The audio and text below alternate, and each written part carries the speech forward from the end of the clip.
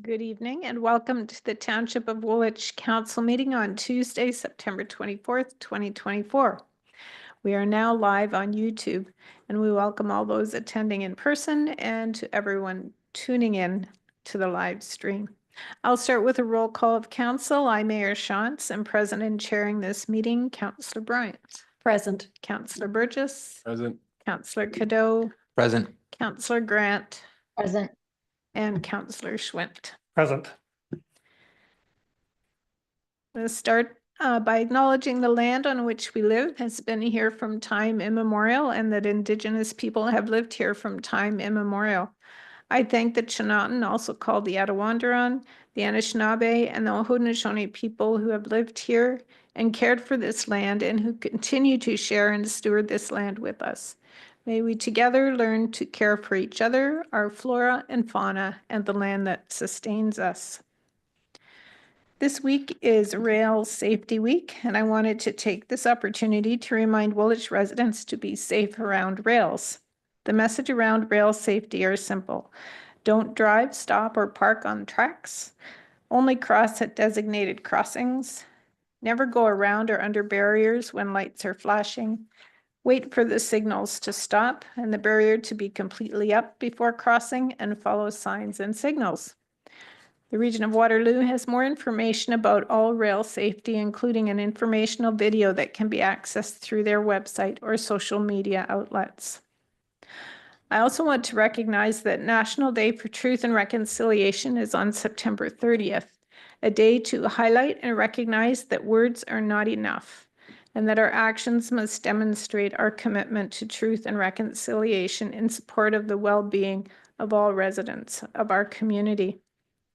As a community, we must commit to continued action to ensure this dark part of our nation's history is brought to light in our community, understood and recognized by all, and never repeated. The Township of Woolwich is committed to investing in learning to create meaningful discussion about the legacy of the residential school system, to affirm that survivors matter, and to further commit to reconciliation. Education materials, resources, and information on community events can be found on our website at woolwich.ca/EDIB. And I'd also like to add that as a parent, the parent's worst nightmare is to have your child taken away from you. And so on September 30th, and tonight I'm wearing an orange t-shirt to signify that every child matters. While we can't undo what a system created that not only removed children but created an unspeakable culture, we can acknowledge it and we can try to move forward and do our best to make sure it doesn't happen again, and that we, I guess, ensure that that we understand and recognize what has happened and how we can help the process. Please join me in a moment of silence.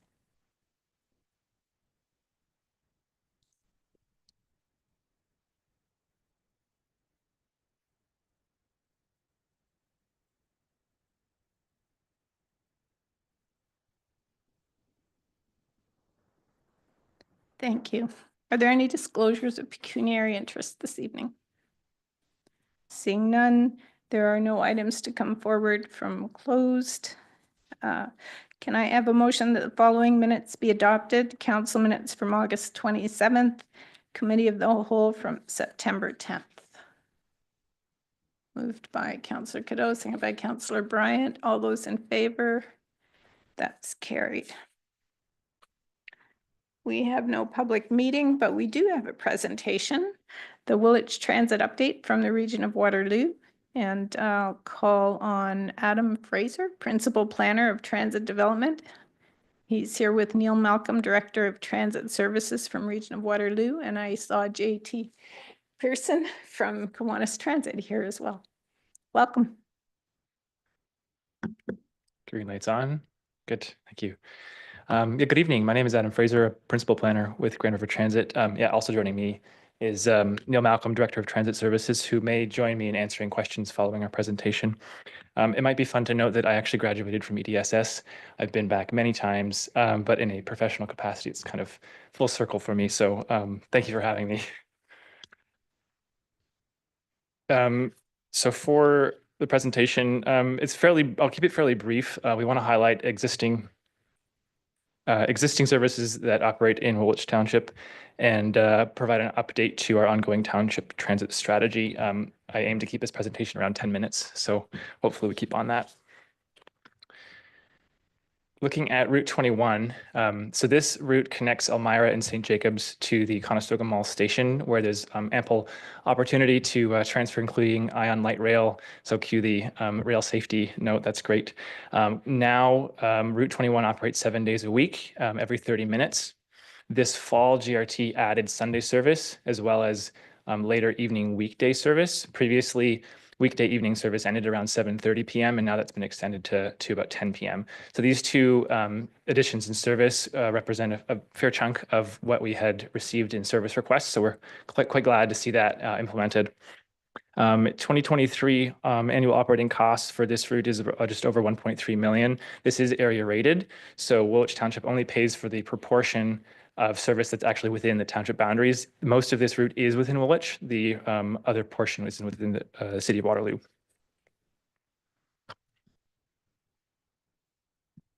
Looking at the past 10 years of annual ridership for Route 21, obviously we see a fairly unprecedented impact on travel patterns through COVID-19. Prior to that, we were seeing some fluctuations annually in ridership, though hovering around the 120,000 rides per year.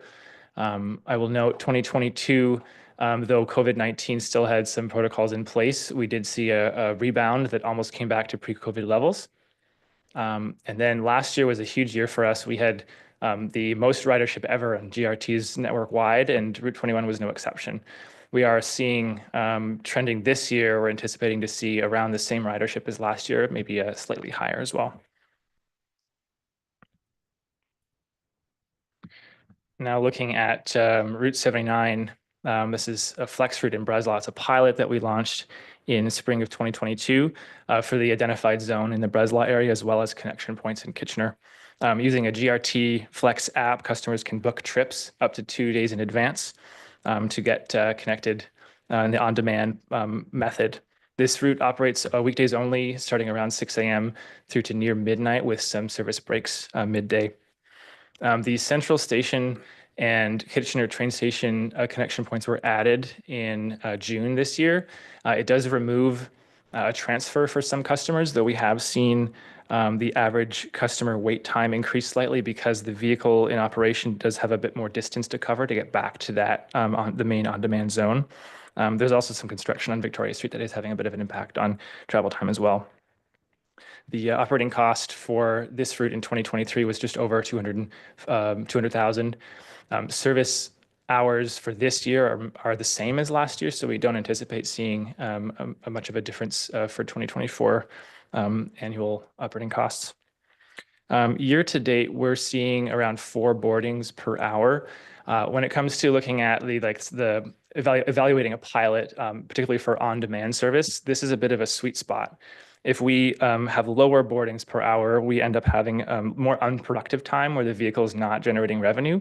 If we end up going higher than that, the customers potentially end up experiencing longer wait times and travel times because there's more requests than the vehicle can actually accomplish, and that's where you start looking at possibly different either another vehicle or different service models to fulfill those trips.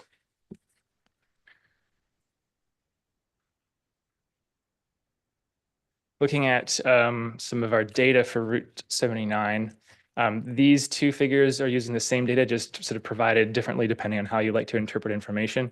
On the left is looking at year-over-year changes on a monthly basis, where the figure on the right demonstrates sort of month-to-month sequential, demonstrating generally an increase in trend in ridership. The only month we have 3 years worth of data for is August. It's not our most popular month for ridership, but it does offer sort of a representative case of what we're seeing in growth in ridership here. a nice fun image on the next slide here. So this is summer 2024 pickups and drop-offs. These are hotspots. Generally, these two are fairly comparable, recognizing that customers tend to make round trips, so they'll want to get picked up to do their errands and maybe come back later on. We see key hotspots here. We have the airport, Conestoga Meets, kind of the core Breslau community center area, as well as the connection points in Kitchener. Route 78 might be new for some of you. This is a new service we launched this fall. It links the region of Waterloo International Airport to Sports World Station, where we have connection points to other routes on GRT as well as GO service. Much of this route does operate in the city of Cambridge, though the northern portion is within Woolwich Township. We will be monitoring ridership data for 78 and 79, particularly around access to the airport, to see what trends we're seeing there. It is too early since it's launched just this September to speak to how it's going, but we will hopefully have that information to share at some point. And the hours of operation here are quite similar to Route 79. Now looking at Kiwanis Transit. So under contract with GRT, Kiwanis Transit operates the Elmira Community Bus as a pilot. This operates 6 days a week with a 30-minute frequency, with an annual operating cost in 2023 just over $135,000. The township transit strategy, which we'll be discussing in a minute, is looking at what could be done with the future of the Elmira Community Bus beyond the pilot. But until we have further direction, Kiwanis Transit will continue to operate this service. Kiwanis Transit also operates specialized transit service covering all of Woolwich Township for eligible mobility impaired residents. So changing gears a little bit here. So GRT is undergoing developing a township transit strategy, and this covers all 4 townships in Waterloo region. So the goals of this strategy is to expand upon existing rural transit service to effectively and efficiently meet the needs of Waterloo Region's rural residents, and consult with Waterloo Region's townships to design and cost, but not fund, improved transit service, considering various options to meet the unique needs of each township. Conversations around how the proposed services could be paid for will need to happen, but aren't a part of the strategy we're developing. Our focus is on the process of identifying a preferred set of service designs for all townships and costing them, so that when conversations do happen around funding, we have a very clear idea of how the funding would be used and what level of service that would bring to rural communities. This approach also gives us a major advantage in applying for funds at the provincial and federal level. The project timelines here have been coordinated with a few other projects that we have ongoing at GRT, mainly the 2025 to 2030 business plan and Mobility Plus and Kiwanis Transit business plan. This makes good use of staff resources and also the time that the public and stakeholders give to help us look into the future for how service could be delivered in our region. Looking at what we've done this past summer. So we did have our round 1 of engagement, which launched end of June and ran through August. We had a mix of in-person and virtual opportunities. The key ones to point out: we had a Woolwich specific virtual session on July 17th. That session was recorded and put online, grt.ca/township. We had some pop-up sessions. We also sort of partnered with other outreach resources like the Regional Public Health Mobile Vaccine Clinic. And we had a survey out as well. The images, the collage here on the right, kind of a mix of images from that survey, covering considerations for regional service and specific service to Elmira and Breslau. Looking at next steps, we do have plans to come back for a round 2 of engagement this fall. Those will include in-person open houses. We can share what we learned from our round 1 engagement, and then the refinements in our ideas here based on community feedback and additional technical analysis that will include estimated costs for these proposals and an additional survey. That's the end of my presentation. Thank you for having us. For more information, that URL, grt.ca/township, is a pretty key location for project information, and is where we'll be providing more information as we get into round 2 of engagement. And my contact information is there as well. Thank you. Thanks, Adam. Questions? On Councillor Bryant? Thank you. Thank you. Through you. What's the cost of a bus ticket now? I'm out of touch with this. I believe it's $3.75 is a regular fare, but there are different costs that may apply depending on what, for instance, if you have a EasyGo fare card or other sort of equity related fares. Okay, and one further question. What is the cost to the Grand River Transit to provide that trip? Like, is it $7 per person for the actual trip cost, or? Through the mayor, can you clarify your question? If the person pays $3.75 for a Mhm. ticket, what's the cost to Grand River Transit to present that, I guess, trip to that person? Like, is it $7 a person to take a bus trip, or? Right, maybe indirectly through the mayor, I can answer this question. The way we look at that exchange is the kind of cost and revenue.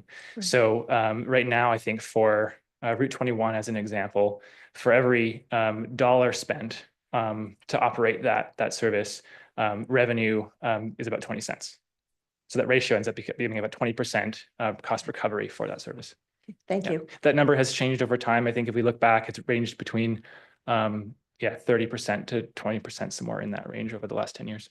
Thank you. And I'm not sure if you can answer this or if Neil needs to answer it, but how does that compare? We do see a range across GRT. There are some routes that may be 7-8%, some that actually go over 100%. But those ones are rare cases and kind of on the tail ends and the extremes. I would say it's middle of the pack relative to other routes. Okay, thanks. Councillor Cadeau. Burgess, did you have your hand up? Or Councillor Cadeau, I just saw. I did, thank Okay. you. Through you, Mayor, just kind of looking at the ridership, it begs the question, what's the capacity? If 50 people, for instance, and I'm talking about the on-demand services, if 50 people wanted to get a ride at 7 a.m. in the morning to work, would that become a problem? Would we be able to meet that capacity? Through Mayor Shantz, that is an interesting case to look at. It would create the short answer is it would create an issue in that case if we weren't able to, for instance, match the right vehicle size to the demand. When we look at launching these types of service, there's predictions that you can make, but you don't really know until you have something on the ground to provide the service. And that becomes really useful data to understand how you can improve the service over time. So there is a bit of an iterative case that we have a service, we look at how it's performing, and then we look at making improvements over time. But typically when we look at on demand, there are patterns that exist with, say, commuting patterns or even population, proportions of population that we can use to predict ridership, and then again iterate from that point. Thank you. Councillor Schwint. Thank you. It's good to see ESS grads come back to the township. Appreciate seeing that. 1.3 million costs on Route 21. Is that net of fares, or is that the gross operating cost? Through Mayor Shantz, that's one I don't have an answer for. Neil, do you mind? Pardon me? It's the operating cost. Okay, yeah, thanks. And then this is a loaded question, but in your design for the next 5 years, are you taking into account a potential or probable Myra bypass in your design and needs for transit? That might be through Mayor Shantz, that might be out of scope for what we're looking at. If the route was to be affecting GRT transit, it would have to be something we would consider, but it's not something that we're looking at closely for the consideration here. I guess generally speaking, I'd like to see within the township and the region consider all these aspects holistically when planning, and definitely the Myra bypass has been top of mind for the township for quite a few years. Councillor Cadeau. Thanks. This is a very specific question about one of our new developments downtown. One of the conversations I've been having with residents about Trinity expansion that they're going through, the development is it's increasing the density in our downtown core. maybe some people will move into that spot without having a vehicle. So ridership for this is going to be fundamental to them. One of the concerns is how these individuals would make it to the grocery store and back. So if we're looking at, say, the corner of Arthur and Church, which is close enough to this development, would riders in Elmira be able to make it to Food Basics, Foodland, and make it home within a reasonable amount of time? And I think I know the answer based on what you had said. It's about 30 minutes is what you can expect to see a bus coming by on Route 21. So is that to say that within a half an hour or so, somebody could take a bus from this development to a Food Basics and be able to return back to their residence within about the same time frame? True, Mayor Shantz. I think that this question, I think, is a good way to amplify some changes that have happened at GRT. One being that we've extended the transfer time. So in this case, if someone were to take a bus that does come every 30 minutes, they could get picked up, go do their errands, and then if they wanted to return within, I think it's 180 minutes, 120 minutes, 120 minutes, that they would only pay that fare once rather than paying it twice to try and get the return. So it really does depend. I'm not familiar with this particular development, but it may depend on the proximity from these new residents to an available bus stop and the bus stop at the store that they fancy to frequent. The other thing I will note, and this might be more relevant for our round 2 of engagement for a township transit strategy, but there are considerations for what service model would be possible for Elmira. If there was a sort of within the community of Elmira an on-demand service, it does offer more opportunities or different types of ways that people can get to their origin and destination that can be somewhat framed around their needs of when they want their pickup and when they want their drop off. David, Mr. Brenneman. Yeah, through you, Madam Mayor, I just wanted to make a comment for council's information. Been around since the beginning of the Elmira St. Jacobs bus route, and what's always impressed me about working with the region, specifically on transit, is whether we've been working with transportation planning staff or transit staff, even though in the black and white definition under the Municipal Act, the region has the sphere of jurisdiction for transit. It's always been very collaborative. In fact, from the very first open house that we had to consider establishing and gaining input on the Elmira St. Jacobs bus route, the region actually had us facilitate the meeting, from a township perspective with our residents.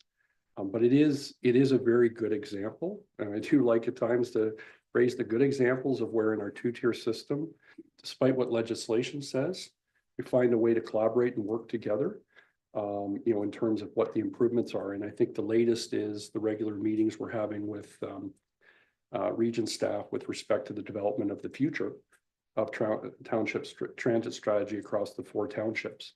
And I think, that is going to be a unique situation because all 4 townships are very different in terms of the needs, in terms of the growth patterns and the geography. So working together, I think, will be important. But most of all, I think what's been important over the years is the interest and ability to gain insight from the customers that are using the situation. I mean, I'll be the first to admit, when the Elmira St. Jacobs bus route was first established, you wouldn't have been talking about a 30-minute turnaround time. But again, based on customer feedback, it was, I'd like my child to be able to get to Conestoga Mall, to go to the movies and actually get back to me without me having to pick them up, right? And I think we're eventually getting there in terms of matching service with the needs of the residents and the kids and the youth that want to be able to tap into the transit as we grow and develop as a modern municipality. Anyways, just wanted to share that. Thank you. Anyone else? Okay. Thanks for the presentation. Thanks for coming in. I always appreciate when you can be here to answer our questions rather than trying to have me as an intermediary or just having side conversations. So this has been really good, and we appreciate the extension on the Route 21 and the development of the 79 Breslau. Anyway, Yeah, so thank you. Thank you very much. Have a good night.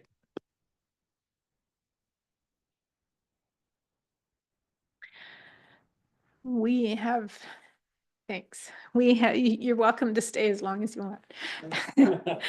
We have no delegations, but we do have unfinished business, and that's budget parameters. So I know you really want to stay for that. And I'll call on Richard Patrick, Manager of Accounting and Deputy Treasurer, for any questions. I don't know if you want to give any. David? Through you, Madam Mayor, to through you, Madam Mayor, to council. So I think the key bit of work that was expected of council was to come back with information with respect to the relevance of looking at what are, so the mayor's question, what are the key things, if you drew a black and white line, would be things that we would classify in the area of committed or commitments that have already been made, as part of the budget process. So tonight we've put together, and I'm going to have Jeff share in a moment, 2 spreadsheets. The first one will show the areas of commitment that we feel should be factored in as council deliberates with respect to its direction that it wishes to provide with respect to the budget parameters. The other one will speak to the same information, but also factoring in what we believe from a professional staff perspective, we would say falls in the category of reasonable assumptions regarding inflation, whether that is with respect to wages, the purchase of goods and services. And again, I would emphasize that I believe we've been on the conservative side on the purchase of goods and services in terms of using the current Bank of Canada rates and things like that, and estimates on the economic forecast. As you know, as you well know, because you see the reports, some of these purchase goods and services do go up by higher than the rate of inflation. So Jeff, with that opening, if you could share to the screen.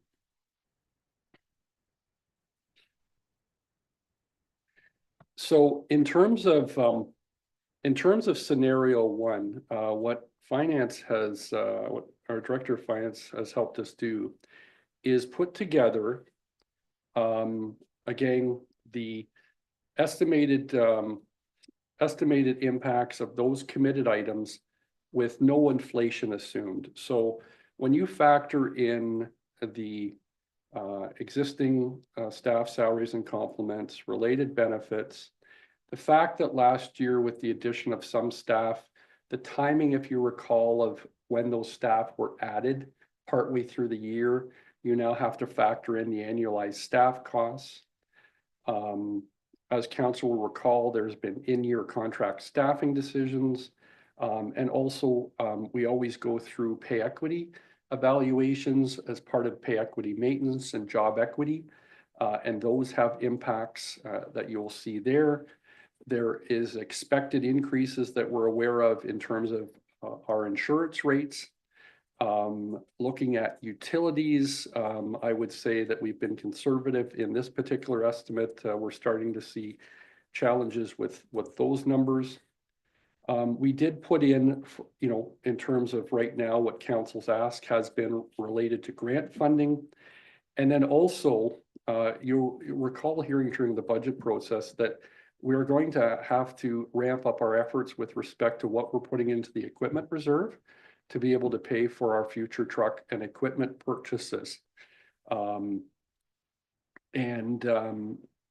Just to keep pace with some of the purchases that actually have already materialized. So you factor all of those things in, and again, we can discuss and debate, where we drew the line in the sand, but that equates, if you're to compare that to the 7.5%, 5.27% of the operating is those committed areas.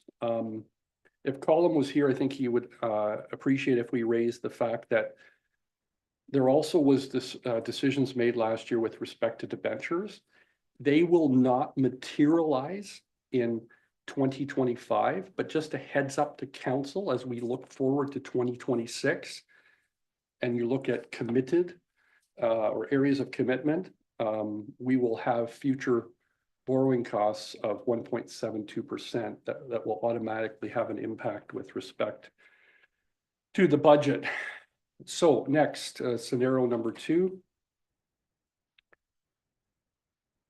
So with scenario number 2, the key difference here is with respect to a reasonable inflation assumed related to salaries and related impact, and then also factoring in a reasonable inflationary rate for purchased goods and services. And with the total impact, then raising that to around 9.52%. And then I've already explained the future debt costs. And, you know, before I get asked the awkward question, you know, I just need you to trust me in terms of working in reasonable inflationary costs. I'm just sensitive of that because we will be going into collective bargaining as part of the upcoming end of the agreement. And so we can certainly go in closed if we need to talk about specifics regarding that. But I think the exercise, and thanks to the mayor and thanks to council for taking staff through, is to go back and try to again draw a line in the sand on what we believe should be the committed areas that council should be aware of. But then also come up with scenario 2 and say, there will be other inflationary impact related to futures goods and services, and there's reasonable assumptions in the preparation of any budget that you reasonably can make.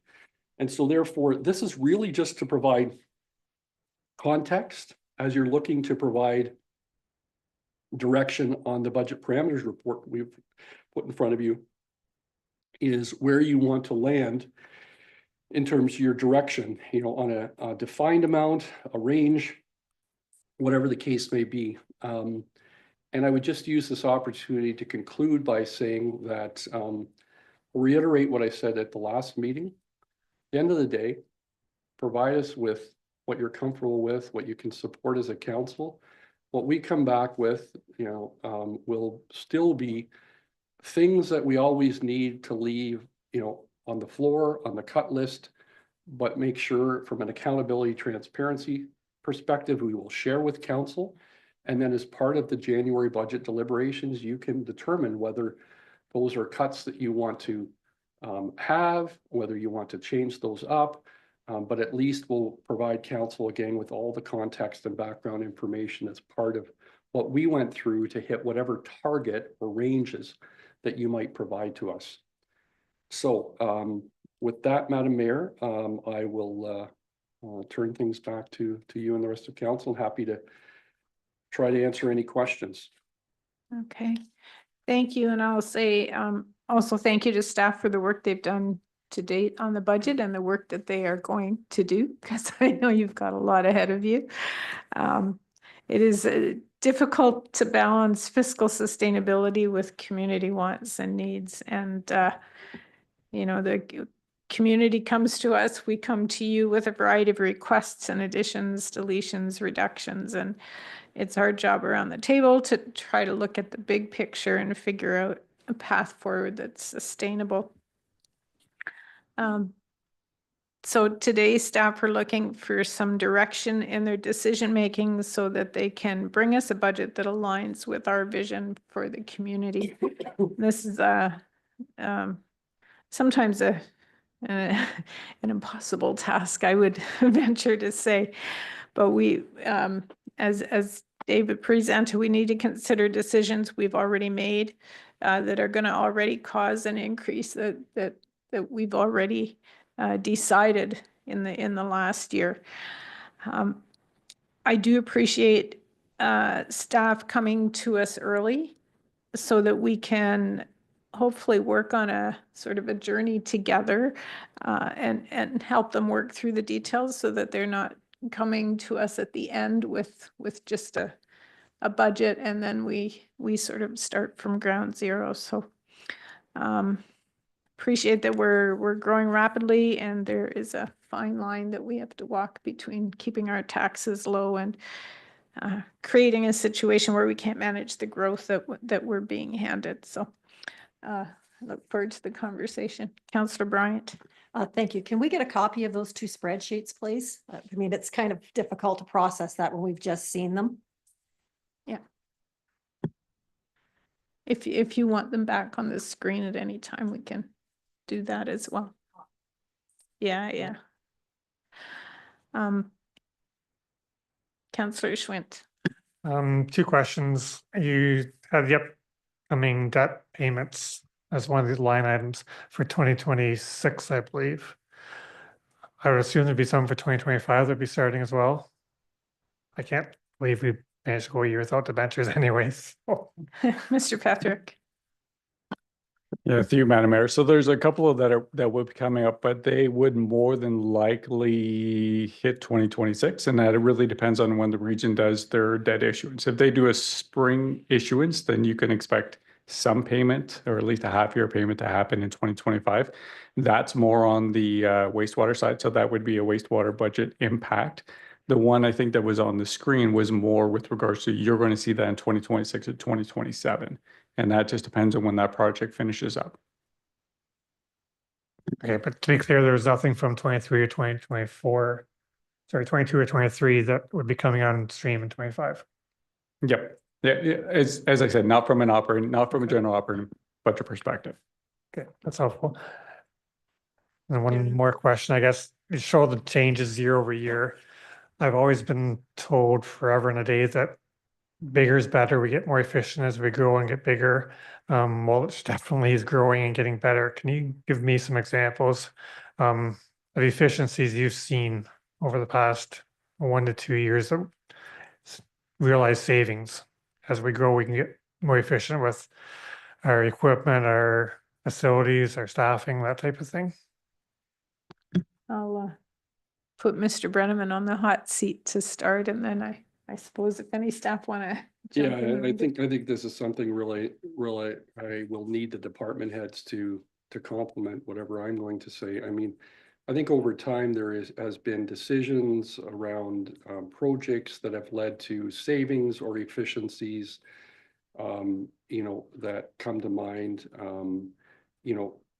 In the most recent, I'll be honest, I'm struggling, to just randomly think of a project, but in the past, in the time I've been here, there have been things in the past such as the region-wide collaboration on the LED streetlights led to immense savings with respect to our hydro costs, and in fact allowed us to internal borrow to be able to, from the savings, fund the overall project. And I think that was a creative, innovative solution, that ultimately will pay dividends for a long time in terms of the impact of the hydro costs, in terms of savings. Again, that was a move, I think, even on the sustainability front. Outside of that, over the years, I've seen us, for example, negotiate manageable changes with respect to our employee benefits to put caps on many different situations to lower our overall costs on an annual basis and still create a sustainable program to be attractive from an employee retention and attraction issue. Right there, I'm going to stop there. And if there are other department heads that want to raise their hand, I think they're in the best position to talk from their department perspective. Ms. MacArthur. Thank you, Madam Mayor. I'll start off with a couple of things that, RCS has contemplated or implemented in the last number of years. So, we continually look at operating hours of different buildings and reduce those where we can to save on staffing costs. I think Thomas could speak to a number of projects. Every year we evaluate which projects in the capital plan or minor capital. We'll see some kind of saving in utilities, whether we switch off natural gas and find reductions using to electrify, etc., things like that. We have, maybe not in the last couple of years, but in the last 4 years, as we evaluate staffing complements, and we've done shifts in jobs and had reductions where we felt more services were needed, or there were certain services that weren't required, and have had reductions in the past over that. Certainly equipment efficiencies is noted again, once it's just renewal of assets, trying to reduce operating costs. So those are a few of the things that we evaluate every year when we're coming into budget, is where we can find efficiencies with staffing, with operating hours, and then again, equipment. Thanks. Anyone else want to jump in? That Mr. Smith? Through you, Mayor Sean, I can say that I know our IT division has been working with the planning division, or worked with the planning division a few years ago, and we were able to save some money by sharing our GIS services with other municipalities, or our GIS contract for other municipalities. And this year, IT is looking at our phone plans to see if there's any savings there. I think there's some good opportunities for that in sort of the tech field. On the other hand, I'll just say that there's also some of those costs grow quicker than inflation. So if anything, that's probably just going to reduce the impact of other cost increases.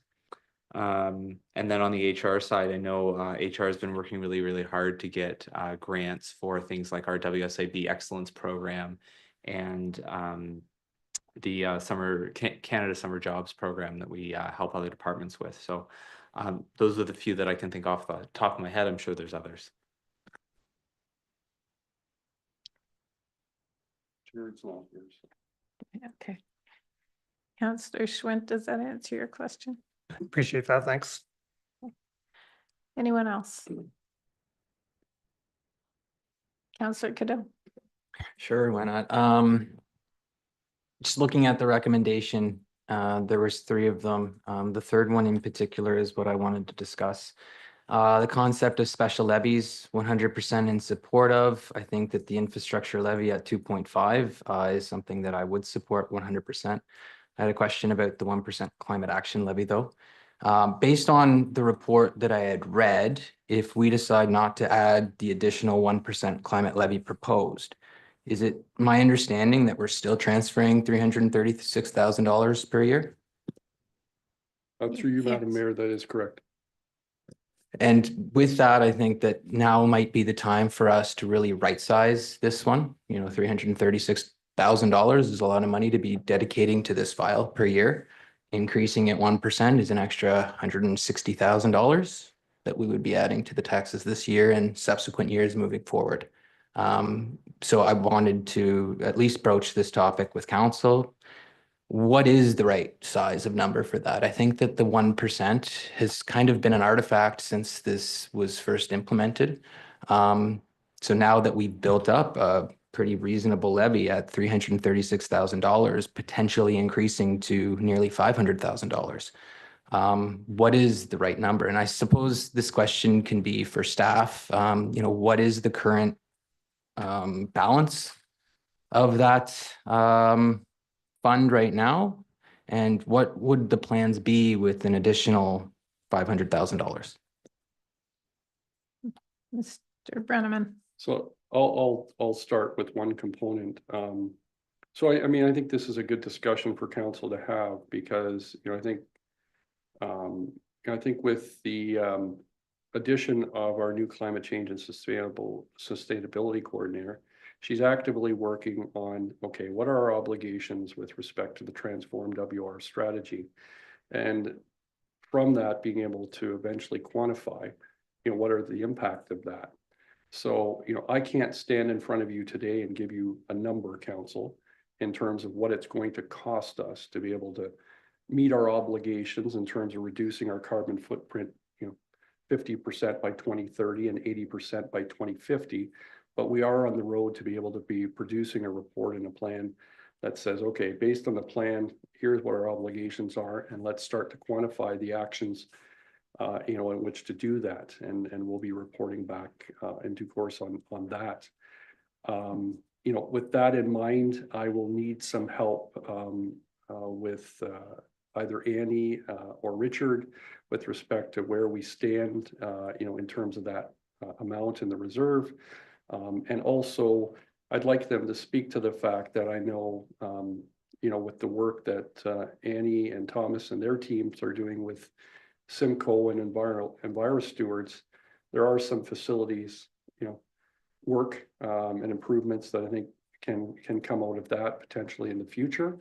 And they might be better able to comment on your question, which is, you know, based on what we have, based on what we will still have, how does that relate to that future work? So I'll turn things over to Annie and Richard on that. I think Richard's been itching to get in here. Yeah, thank you, Madam Mayor. So to answer Councillor Godot's question with regards to how much we currently have in that reserve fund and what we are projecting to have at the end of 2024. So at the end of 23, we were just over 300,000 in that reserve fund, with the projection inflow of that 336,000 and the projected outflows based on the budget for 2024. We should end up in a balance of about $440,000 at the end of 2024. Ms. MacArthur or Mr. Vanderhoff, who wants to jump in? Annie? I'll start and then let Thomas carry on to talk about the feasibility study. So through you, Madam Chair, I think there is enough in the reserve to cover staff wages and to start building on the plan that she'll bring forward and will bring forward to council to consider how we're going to make reductions in the next few years. Thomas can speak to a plan for us in terms of capital, in terms of reductions this year, would include, you know, more heat pumps in our buildings, and then continuing our work with tweaks, so with tree giveaways and things like that. So I think we could look at considering either reducing to 0.5% or consider combining the climate action reserve levy with the infrastructure reserve levy, or the building reserve that we can use to implement Anna's plan when it comes forward in conjunction with Parks and Rec. Thomas, do you want to add to that? Yeah, sure. Thanks. Through you, Mayor Shantz, to Councillor Godot. So originally when the levy was first formed, it was used for, you know, to enhance our efforts. So that was climate action, to support the Green Team climate action events that we're running, our annual tree giveaway that we do every year. So that's $20,000 there. And it's grown significantly now, as you've noted. And when we look at our greenhouse gas emissions, where we need to reduce, it's primarily in our facilities, followed secondly by our fleet. So as Ms. MacArthur mentioned as well too, there's definitely a conversation to be had about what the kind of base we need in that reserve is, because keep in mind, council, that is supporting some staffing wages now in 2024. And I think council is going to discuss that at a later date as well too, whether they wanted to continue to fund the position in that way. But where I'm getting at is that maybe there's a discussion to be had on whether those some of those funds are transferred to the property and building reserve to support infrastructure projects at our facilities to reduce greenhouse gas emissions, as well as maybe a portion in the infrastructure reserve fund as well too. Okay, thank you. Councillor Schwint. Thanks. Appreciate Councillor Godot's question on that, because it did come to mind for me. Curious of when that report should be coming forward to council in terms of the upcoming plans for climate change, and would it be possible to also better group all our climate and environmental initiatives together. I know we've got the tweak and various committees, I think are in support by certain staff people, and we've got the climate change coordinator, which is another staff person. Can we have one overarching umbrella or org chart so we can better understand the sum of our initiatives? Mr. Brenneman. Through you, Madam Mayor. Yeah, I'm sure. You know, I'm sure the last point is definitely possible. We'll put our heads around that in terms of, you know, being able to show comprehensively for council, you know, who's doing what and what's all involved. I think that's what you're getting at.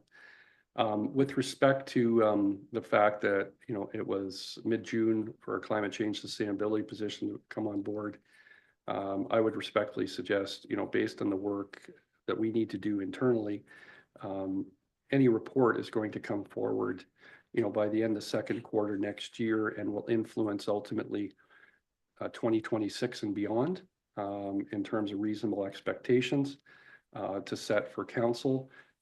And so therefore, you know, I set that background context to help with your assessment in terms of what you want to do, if anything, with the climate action levy for 2025. Mr. Vanderhoek. Through Mayor Shantz, Councillor Schwinn. We did just receive long overdue the first draft of the report on our 4 or 5 facilities that we looked at from Simcoe and EnviroSteward. So we're just working through them now, and we are hoping to bring that to the council meeting in November. And in discussing with Anna, our climate change and sustainability coordinator today as well too. I think she may be planning to give council a bit of an update in November at that same meeting as well too. So that's the plan, is for late November to have that before you. Councillor Cadeau. Can I ask a follow-up question to that? Because I think that there's a misconception in the community that those are 2 separate positions. Can we just clarify that that is one role? Sorry, just can I get some clarification? There's a conception in the community that the climate change coordinator is one role and a sustainability coordinator is a completely separate role. Now, this is one role under one individual, correct? Correct. That's correct. The climate change and sustainability coordinator is one person. Okay, then just follow up with the environmental coordinator's a separate position. The environmental coordinator is a separate position, yes, but the environmental coordinator position is under recreation and community. The sustainability and climate change coordinator position, as per council's wishes, is under the CAO's office. The environmental coordinator position, and that was renamed during the reorg in 2019, is within Recreation Community Services, and that is a role that has traditionally supported Woolwich Healthy Communities, the Township of Woolwich Environmental Enhancement Committee, Trees for Woolwich, very much supporting our volunteer base in terms of grassroots efforts, in terms of community cleanups, in terms of trails work, working with trails organization, things like that. You know, just to be clear, those are the differences. The role had a different title prior to 2019, but you know, perhaps there's been some confusion with the creation of the sustainability climate change position. Thanks for clarifying that. Yeah. Any other questions? Direction to staff. Where does council want to go with this? Do you want those charts back on the screen? Councillor Bryant? I would like to see a list of priorities by department, like for example, infrastructure. We need such and such a bridge replaced in the coming year. We need such and such a road rebuilt, but this other project could be deferred until 2027. That type of a list is what I would be looking for. I think it would give us a better understanding of what needs to be done for the coming year versus what would be put on a list as we should do all of this type of thing. Like we need to prioritize, in my opinion. So I think staff are doing some of that.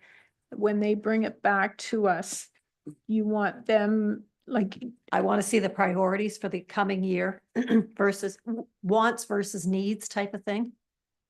so if we're talking about infrastructure, That's since one Jared's example, not yeah. here. Yeah. What roads need to so- be fixed and what roads can be pushed back because Right. they've got still a lifespan in them versus let's do everything this year.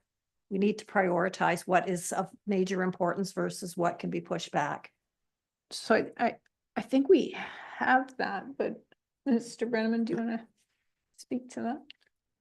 Yeah, I think it's through you, Madam Mayor, to council, and Councillor Bryant's ask is, I think I need to remind council, we're at the budget parameters stage. We're starting to get into budget. We haven't finished budget. We just started budget. And so, again, as I said last time, I think this is the struggle over the years that I've seen with councils. Some have been okay with setting a budget parameters and others have said, come back, with your best estimates or whatever. So I think we need to be careful. I understand, Councillor Bryant, what you'd like to see, but you're asking for information that we're just starting to prepare.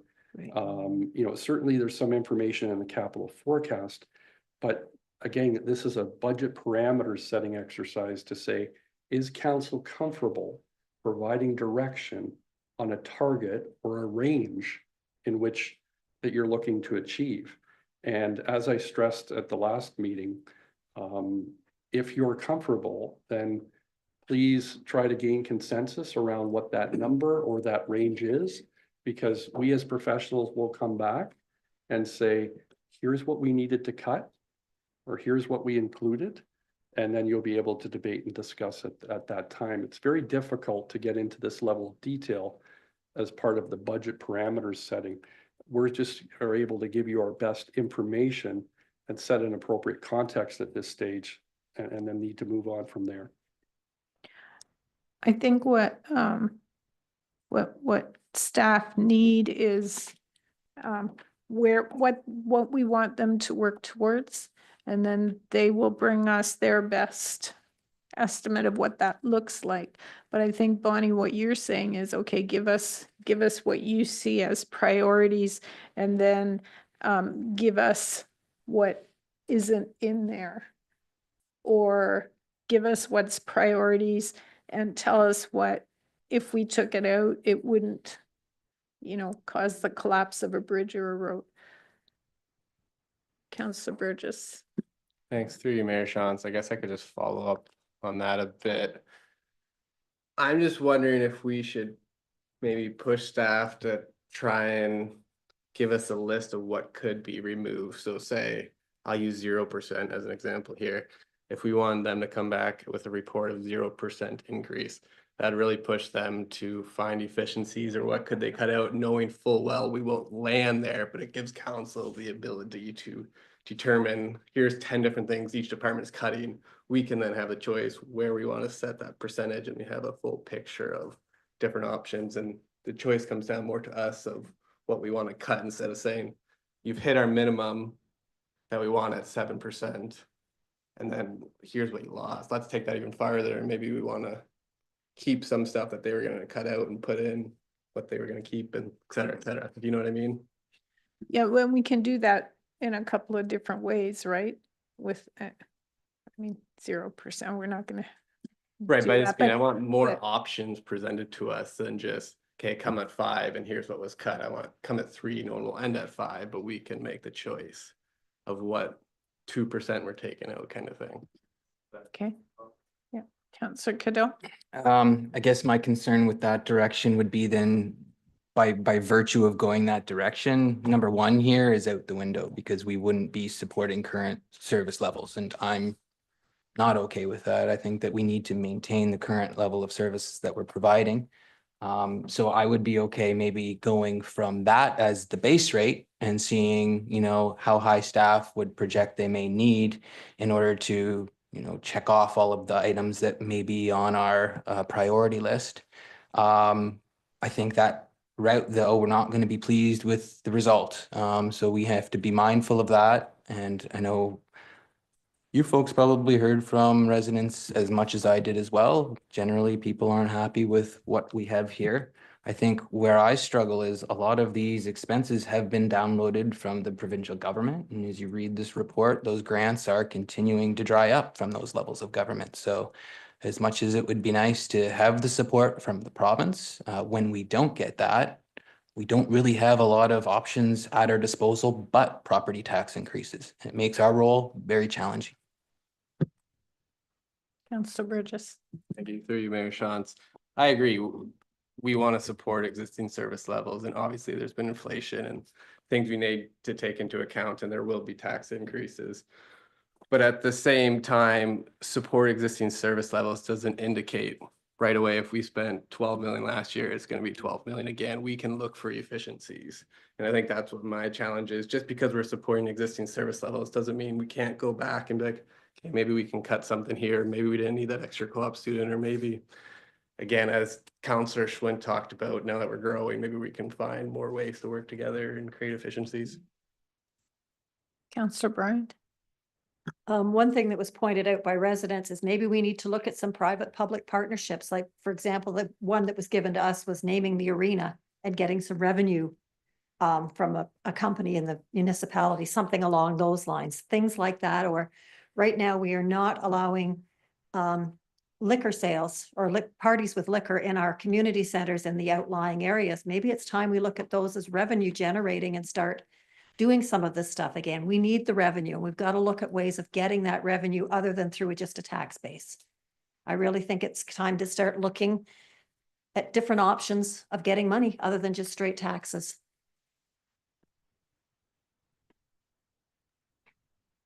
Councillor Grant and then Councillor Schwint.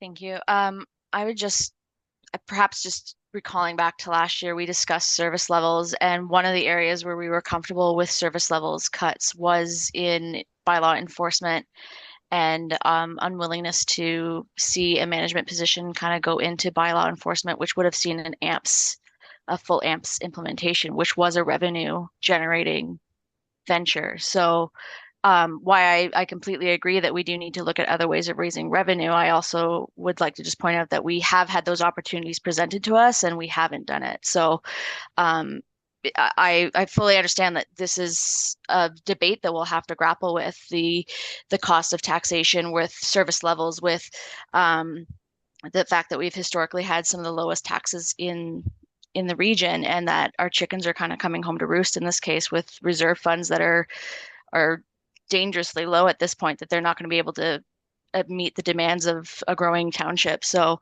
as to where I stand, I'm in agreement with Councillor Cadeau that I would rather see us stay at that 7.5 base with the infrastructure levy. When it comes to the climate action levy, I can have a bit more wiggle room with maybe in this year when we're not as sure but what projects we're going to be working on until the coming year, reducing that amount. But as it stands, that I don't want to see us go lower than that, because I think doing so is a disservice to the residents. Thank you. I would just tag on to that when we talk about percentage increases. I know that we all think in percentages and put that into our own context, but percentage increase on a lower tax rate is a lower amount. And so in terms of absolute dollars, that makes a difference too in how we talk about it. Councillor Schwint. Yeah, this conversation takes a whole lot longer when the math doesn't math very well. We know we've got shortfalls. It's going to be a hard one. I see 3 recommendations here, and I think we're missing one that we got caught on last year, and we don't have any debt parameters that we're providing staff. And unless we provide that as well, we're missing one of the legs in the stool. So I think that has to be part of our budget parameters recommendations. Otherwise, we're not providing true guidance. And I'm struggling, I see both sides of a 0% or a modest increase, and what do we tack on afterwards versus take out when we see the budget. The issue is who decides which ones or which projects or areas are the ones that are going to be on negotiation block, I guess. And we can be guided quickly down one path. And maybe we're not examining all the programs that aren't important to us. So how do we make sure that we're not overlooking areas that we can gain savings because they're not priority to our residents? It's one idea I'd like to throw out for thought is each year, could we try and spend an extra block of time understanding one department, so that over time as a council, we're going to understand better the operations of the township. I know there's a fine line that Mr. Brenneman was challenging me on in terms of oversight versus interfering in operations, and that's fair game. But unless we truly understand what's happening at the township in terms of operations, how can we as counselors make informed decisions and guide staff? So I'd propose a 2 or 3 hour training session at some point on, I'm going to pick on finance today because we know the accounting system may need, or not may need, it does need an overhaul sometime next couple of years. How do we understand how that finance department works and what their needs truly are for the next 10 years? I think that's worthy of council time. Thank you. You talked about debt parameters. Do you feel that needs to be part of the budget discussion, or can that be something that we do outside of the budget discussion? I think it has to be part of the budget discussion because, well, last year we got caught. We spent the money on the back of our reserves or adding debt. We don't have the reserves this year, so that won't be the source of funding, but that could be brought forward as an option in January. So I think we should have some sort of parameters in place. So do you see that as like a training session or an open? I'm just trying to wrap. No, I think that should be a number 4 in our budget parameters. No, the debenture range for 25 can be, pick a number 1 to 3 million. I don't know what that number should be. I'm just picking numbers. Okay. Mr. Brenneman. Yeah, through you, Madam Mayor, to council. I believe when our Director of Finance presented the long-term financial sustainability framework, he mentioned that, and I just can't remember tonight on the timing of this, I think he or if you recall, he wanted to bring forward a debt policy. And I think that debt policy, his plan was to help steer council in terms of providing direction, in terms of what our future policy would be around assessing the amount of debt, the accumulation of debt, and those sorts of things. I think it may fit into what Councillor Schwitt is asking for. And so I just raised that because it may be something that you may not want to put a defined number on, but that you put in the recommendation to say that, council needs to set parameters as part of the consideration of the overall debt policy that Colin will be bringing back, I think later this fall, but I will check on that. But again, I just provide that as context in case council wants to consider that in the mix of things. I guess it depends on how far the policy will go. If the policies are come up with an upper limit, that won't work because we can't just blow all that money in this year's budget. That's the max of the township. If it's setting a policy on why you issue debt, a maximum amount per year and amortization rates on debt, that helps ease the concern. But to me, budget parameter for debt for 25 would be any debentures or new debt issued in 2025 will be focused on infrastructure, water and wastewater. And we try to minimize it on our other side because we know the water and wastewater is in a huge financial hole right now. Clerk Smith, were you able to create a 0.4 out of that discussion? I think I can, but I think I would need a little bit more direction for that. I'm sorry. Okay. Yeah, Mr. Brenneman. Just in terms of some additional context, then Richard might be able to help with this, but in the absence currently of a new policy, Richard and I both were here when we established a debt parameters. Well, there's that fly. So we did have to, with the council of 2007 through 2010, have to establish a debt policy because that was the first time in a long time we were accumulating debt as part of the capital facilities campaign. If you recall, we've updated that information in subsequent budget reports to say this policy is still in force and effect, which means technically we can't go above that. And in terms of context, I just asked Richard, what should council be aware of relative to, if you can, that debt policy, and what you'll recall, where we're at in terms of some of our debt. And that may be an unfair question because you've been somewhat removed from that lately, but you can speak to, I guess, the debt policy that we had put in place. Yeah, through you, Madam Mayor. Mr. Brenneman's correct. When we went through the capital facilities program, we were taking on the first issuance of debt in the township's, quite a while history. And so the council of the day established, and I'm trying to remember, I think it was like $190 per capita, I believe is what it was back then. And that would have been 2009-ish era. So I guess on the recent 2024 budget report, I don't have it up in front of me, we would have updated that based on where our current population is, and then as well as applying a factor to that. And we were still kind of, well underneath that is where we were sort of landing. But I think one of the things that I really want to kind of highlight, if council is going to go in a direction, as Councillor Swint indicated, about putting some sort of cap on things, and especially, and I like the word new debt from that perspective, because I think one of the things to remember is we do have a project that's going on right now that's probably going to spill over into 2025, which would lead us into having debt payments somewhere around 26 or 27.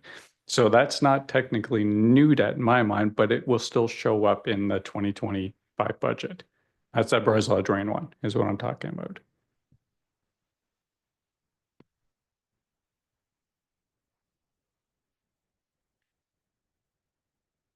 So we've got Councillor Smith. Thank you, Mayor Shantz. I thought it might be helpful. I have a document that I prepared that if we want to do some wordsmithing on a resolution, and I added a number 4. So if council wants me to pull that up, I can. I also was just reminded that the Director of Finance had provided a estimated household tax impact scenarios. So you could look at budget parameters report. He provided a scenario 1, so that 5.27% that we believe is already committed. And you could look at the dollar values of each of those impacts on the annual cost increase to the average household. So if it helps council at all, I can bring up either of those documents and we can sort of look at sort of what you're discussing here.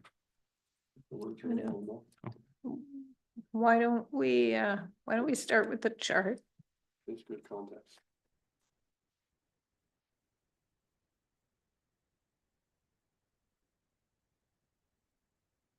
Works.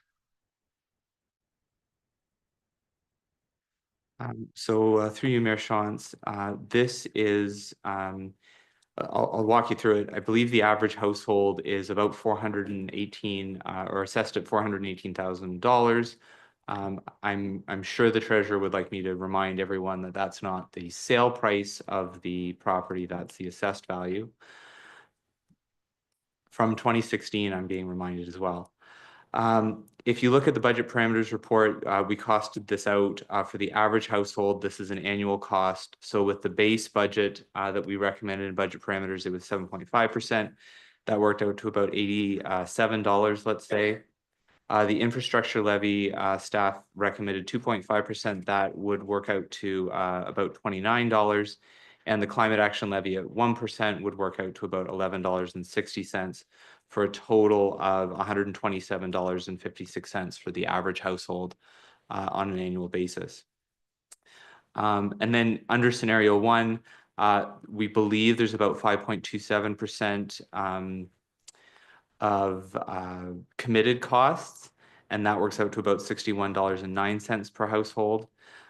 You haven't committed to the infrastructure levy, so that could be 0%, and you haven't committed to the climate action levy, so that could be 0%.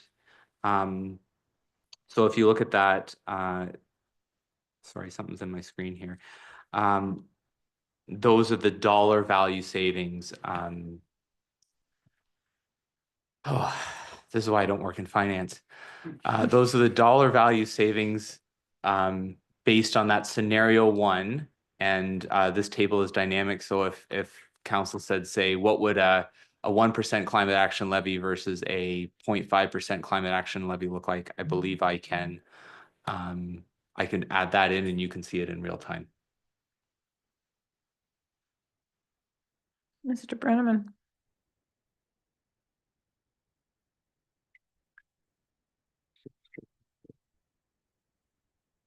Here. So through you, Madam Mayor, I think what we also wanted to do with this table was to recognize that naturally there is a lot of focus in the media on percentages. But at the end of the day, when we factor in some other contextual things, out of every dollar, council will recall, we only get around 26 cents.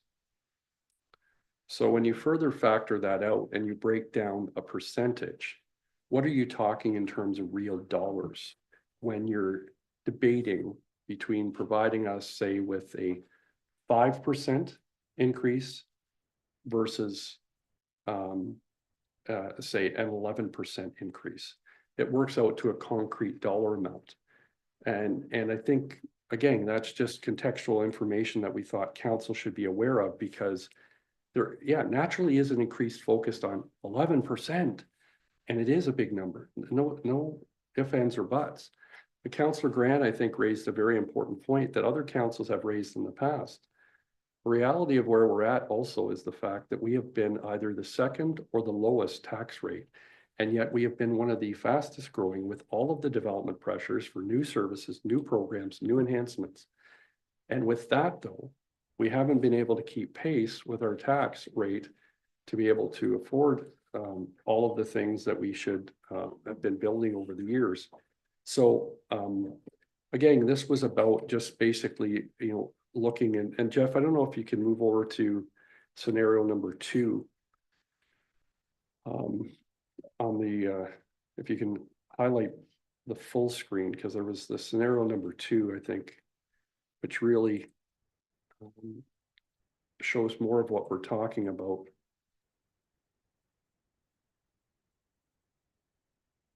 Yeah, so It's just hidden here.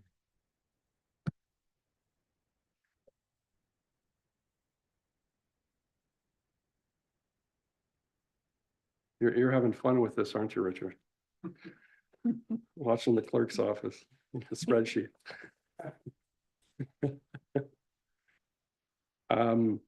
So I just want to talk about, we talked about scenario 1, but in terms of difference from the parameters to scenario 2, say, you had the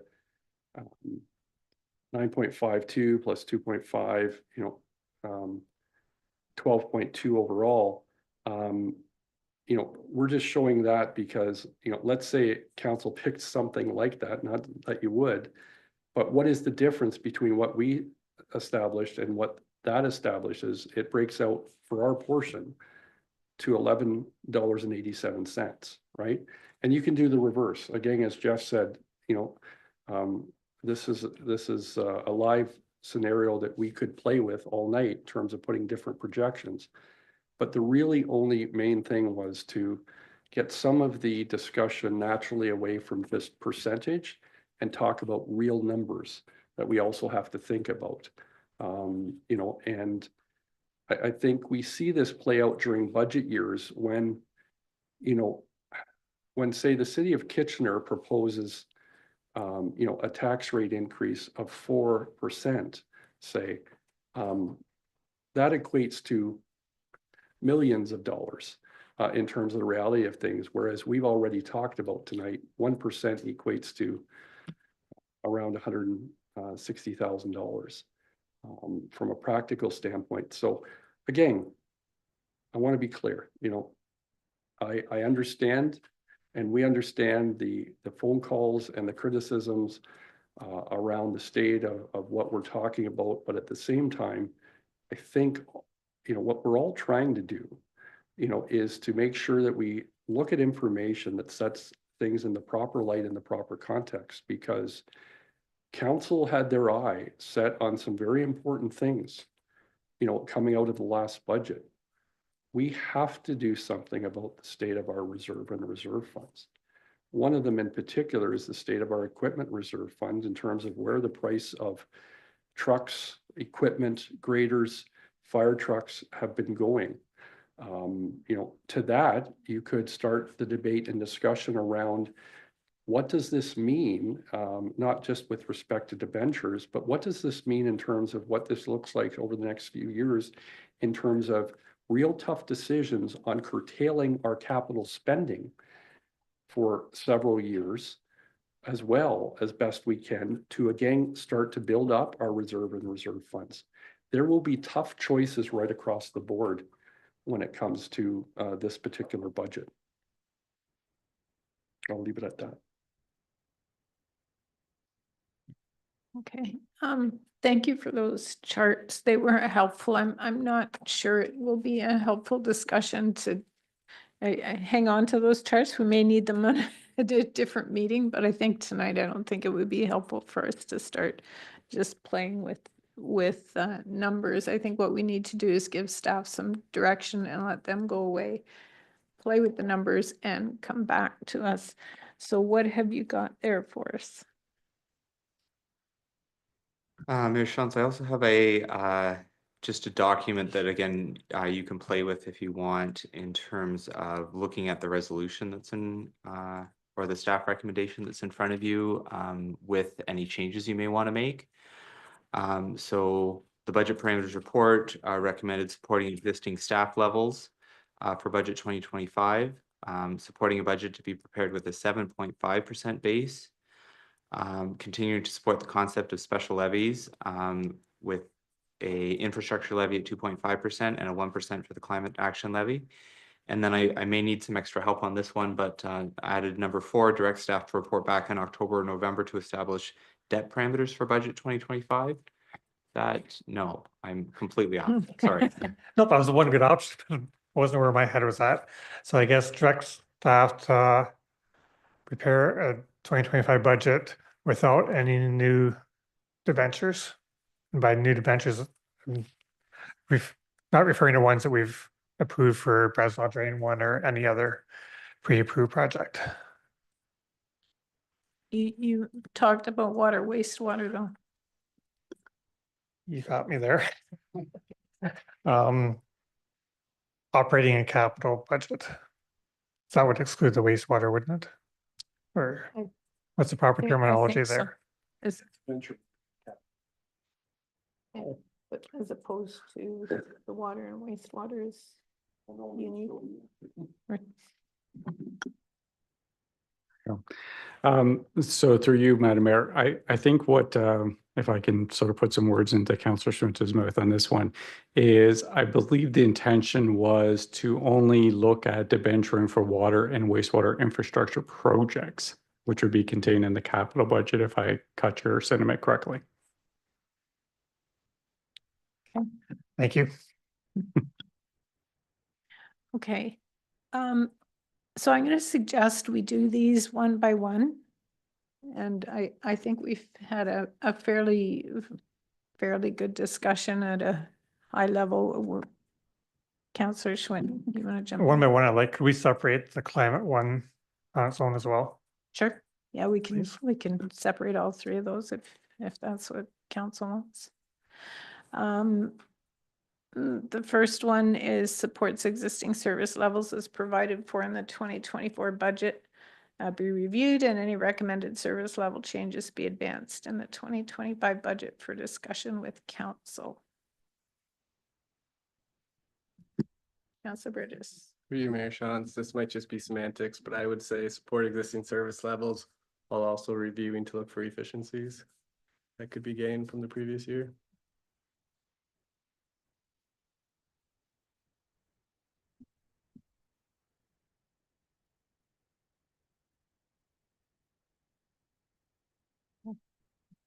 Wording is a little awkward. We'll let you fix it up later.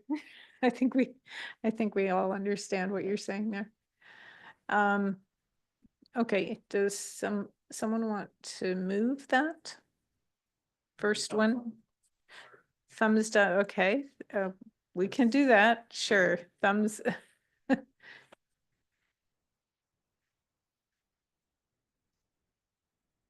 As, good with it right now, but depends on 2, 3, 4 as well.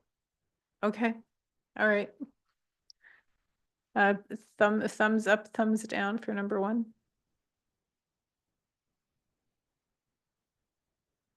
Kind of, sort of, okay. Supports the 2025 budget, be prepared with a 7.5% base change target for the annual operating and capital budget.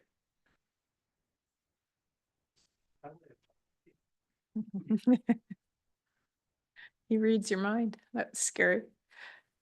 Councillor Burgess.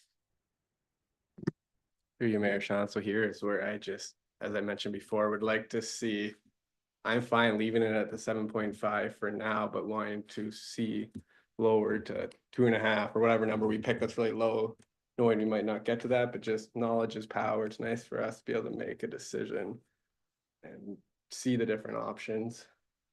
So that's where I would put it, something like that. Okay, so 7.5% base, with options to reduce to 2.5. I'm not sure what you threw out there. Okay, If we are given thumbs up for the first one, I'm gonna suggest that it be prepared with the base rate of that 5 point whatever it was, because we've committed to that already. And if we're adhering to the service levels while still trying to find efficiencies, I think that's really the base rate. In my mind, I don't think we're gonna get too much lower than that. I would like to see a range. Maybe it's the 5.2 to the 7.5, if council is willing to at least entertain, options beyond that and set priorities. I could see a range that goes beyond the 7.5. I think the one that staff presented was in the 9.52 range, if I'm not mistaken. So I think that it would be reasonable to explore all of the options within that range. Obviously, staff have been exploring that, so it would be nice to know those conversations that are being had at the director's table, and what the priorities are there and how that may translate to what our priorities are. so you're suggesting an upper limit of 9-ish, 9. Yeah, I'm not exactly sure what that scenario 2 was in the document. I'm just going from memory. 9.52 is, I think, what it was. Yes, I did write it down here, 9.52, you're right.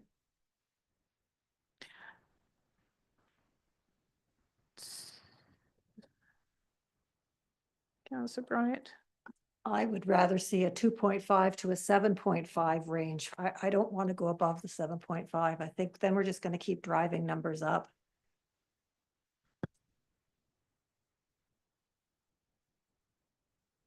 Yeah, keep them both in there for now. Councillor Schwint. I understand where the 5.27 comes from, but that doesn't go back to the number 1 we're talking about, looking for efficiencies. And that's just accepting that, okay, we have an inflation rate, so budgets go up by that no matter what, and there's no incentive to improve or be better. And I'm trying to figure out how to drive that incentive into the culture to get better and be more efficient. Otherwise, we could just 10% increases going forward. And I know that's not going to be sustainable for us. And it's easy to pick a low number, and then we just lose programs that we know we're going to have to bring back anyway. And that's not doing anybody any service.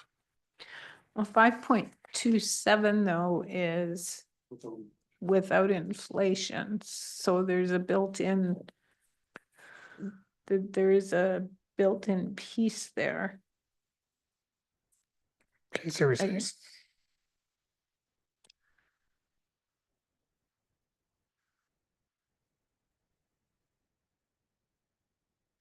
So we've got 2.5 to 7.5, we've got 5.27 to 9.52, and then options to reduce for 2.5%. I think we can take that out because we've got, well, just leave it there for now. We've got the 2.5%, 7.5, so it's sort of included in that piece, right? Yeah, through you, Mayor Shawns. Yeah, I think it's included in there, and I just, again, want to reiterate, the 2.5 to 7.5 would be what I would suggest. It's kind of council's wish list versus staff's, what they're kind of bringing back or what they're suggesting. I think it's a good range, and then whether we end up at the 7.5 or 2.5, that's a reasonable options for us to look at. I think part of what we're trying to get to here is the discussion that staff would go through organically to put a budget together, and how can we how can staff sort of bring us along on that journey without hitting an end point. That's kind of how I see it. Without having meetings like this regularly and you know, causing extra work for staff.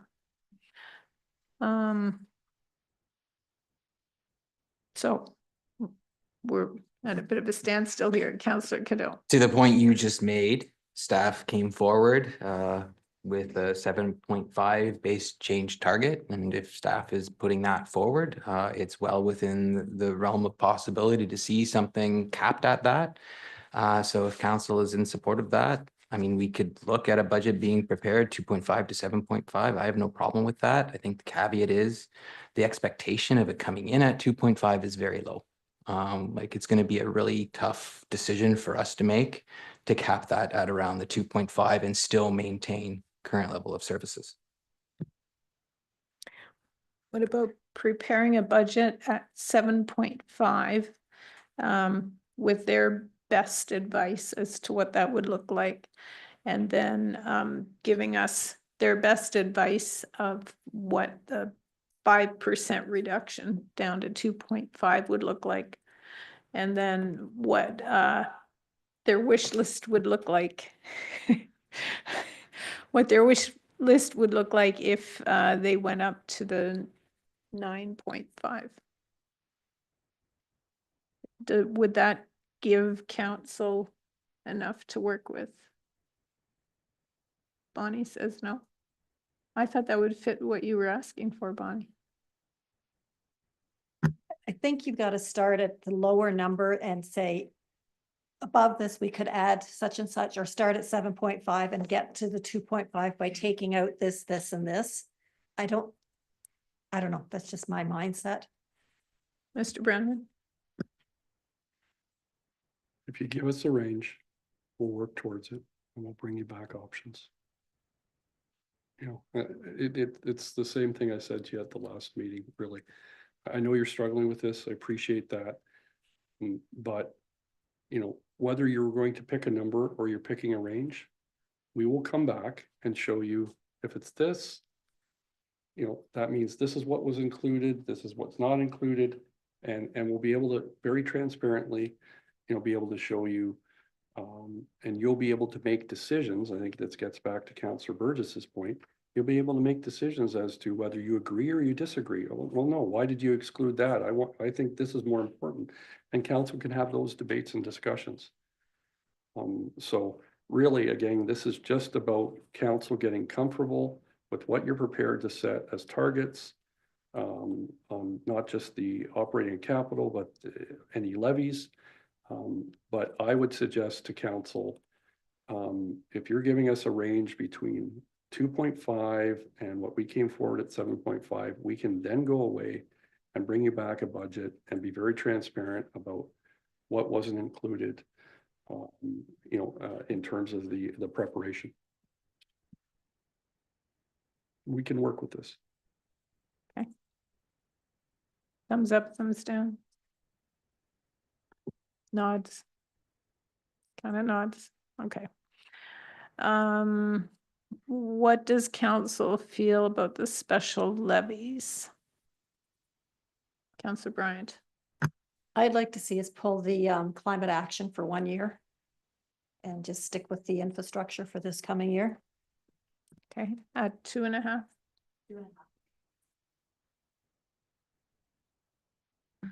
So I agree with the climate action reduction. I'm gonna need a bit of help on the infrastructure levy. 2.5%, should it be infrastructure or should it be infrastructure and was the other one equipment that we're in trouble with? Do we need to have some room to play there? Because I think both are in severe underfunding mode right now. Mr. Patrick, do you want to jump in? Yeah, thank you, Madam Mayor.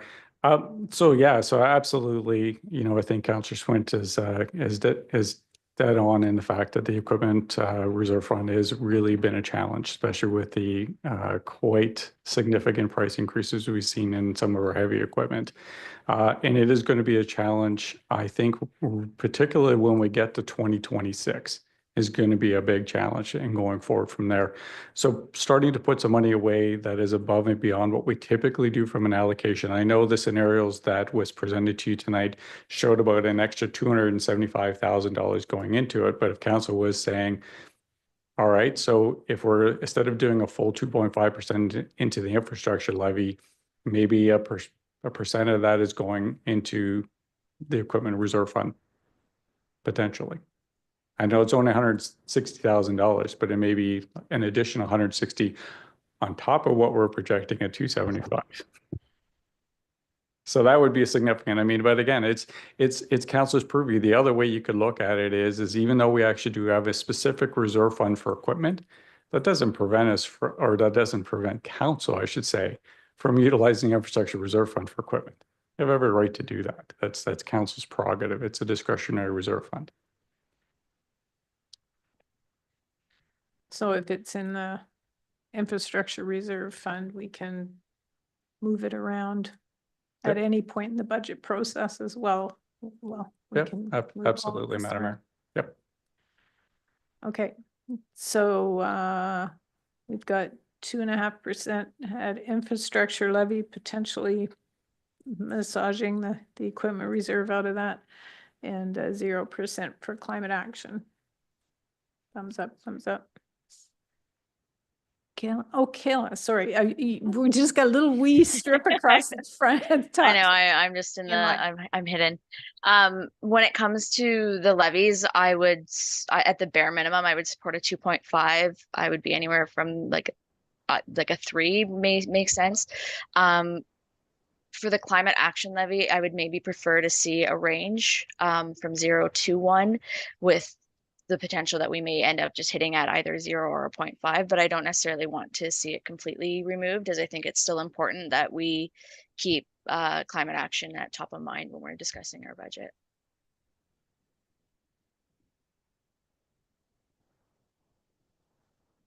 I should know this, just to clarify, the 0%, how much money would be putting in the climate action as the base rate, and what would a 1% increase mean as difference? So through you, Madam Mayor, to Councillor Swint's question. So if you were to look at a 0, you'd still be putting away $336,000. Yeah, you'd still be doing that. An additional 1% would be adding in $160,000 to that. So you'd be close to what, 498? Yeah. I still think there's, sorry, through you to the rest of council, I still think there's value though in seeing those numbers so that we have an idea of kind of what, if we're looking at kind of options here and what can or cannot be in play. I think it's beneficial. What does the rest of council feel about that? Evan likes 0. Bonnie likes 0. 0, 1%. I mean, we're gonna have a conversation come budget time anyways. At this point, having heard everything that we've heard, I'm comfortable with it remaining at 0%, but I do want it to remain a line item. I want it to be discussed at every budget meeting, and I want us to have an opportunity to right size that, whether it be 1%, 0.25 moving forward. I really do want to have that opportunity at each budget, because I agree with Councillor Grant, this needs to be at the forefront of our mind. the same time, we do have a nice little reserve fund established with not a lot of bold actions planned. And I know that that is going to change, and I welcome those changes. And I think we as a council may have to make some hard decisions when we're faced with climate action, being presented to us with the dollar figures attached. So conversations for another day. I think the consensus is to leave it at 0, and as all the other ones, it'll be a discussion point. I think staff have heard where we've gone and why we've gone there, so. Eric? Might want to add number 5. Or maybe it fits in with one of the other ones, but we burned through our reserves last year, so I think my expectation coming in this budget is any reserve funds will not be depleted further from the 2025 budget. Or on aggregate, they won't be anyway. I think on aggregate, they shouldn't be. So as part of the budgeting process, because I mean, reserves are also there for a rainy day when COVID hits or, something happens, so. So in aggregate, I don't want to see us financing any operations in 25 net out of reserves. So maybe we take 50,000 from infrastructure, but we're gaining 50,000 in our operating reserve or something, but net. Don't want to see a decline. Last year we saw big declines and that wasn't helpful. Okay, Mr. Patrick. To you, Madam Mayor, to see if I catch the sentiment correctly from Councillor Swint. So based on, I guess, some of the work that Council would have saw during the 2024 budget, there was a projected balance at the end of 2024. If I catch your sentiment correctly, you expect to at least see that as a projected balance at the end of 2025, if not better. If I catch what you mean. Yep. Okay. Yep. Thanks. Councillor Cadeau. I could see that being problematic because we've heard from infrastructure services, the reserve fund is spent just as soon as it comes in. So how does that balance? So if there's 400,000 this year are expected at the end of the year, our budget better show 400,000 next year. Otherwise, we're not venturing money, we're depleting reserves. We have to make sure we're bringing enough money to match what we're spending. So don't spend more than what's coming into that reserve, Councillor Burgess. Yeah. I would just agree with Councillor Cadeau's comments there that the reserves are for a rainy day, and there's years you spend a lot, there's years you don't spend much at all. Like, obviously we want to see it going up every year, but it's not a possibility. So I think that can be a goal, but not something that can be a hard and fast rule.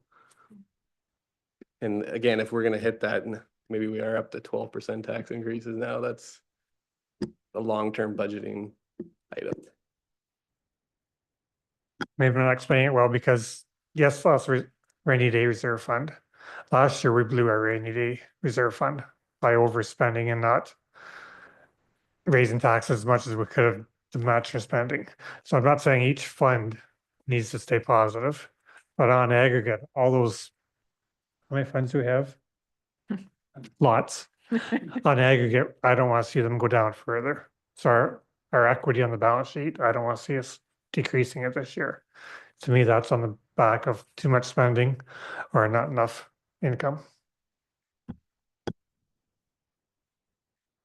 Okay, we've got, are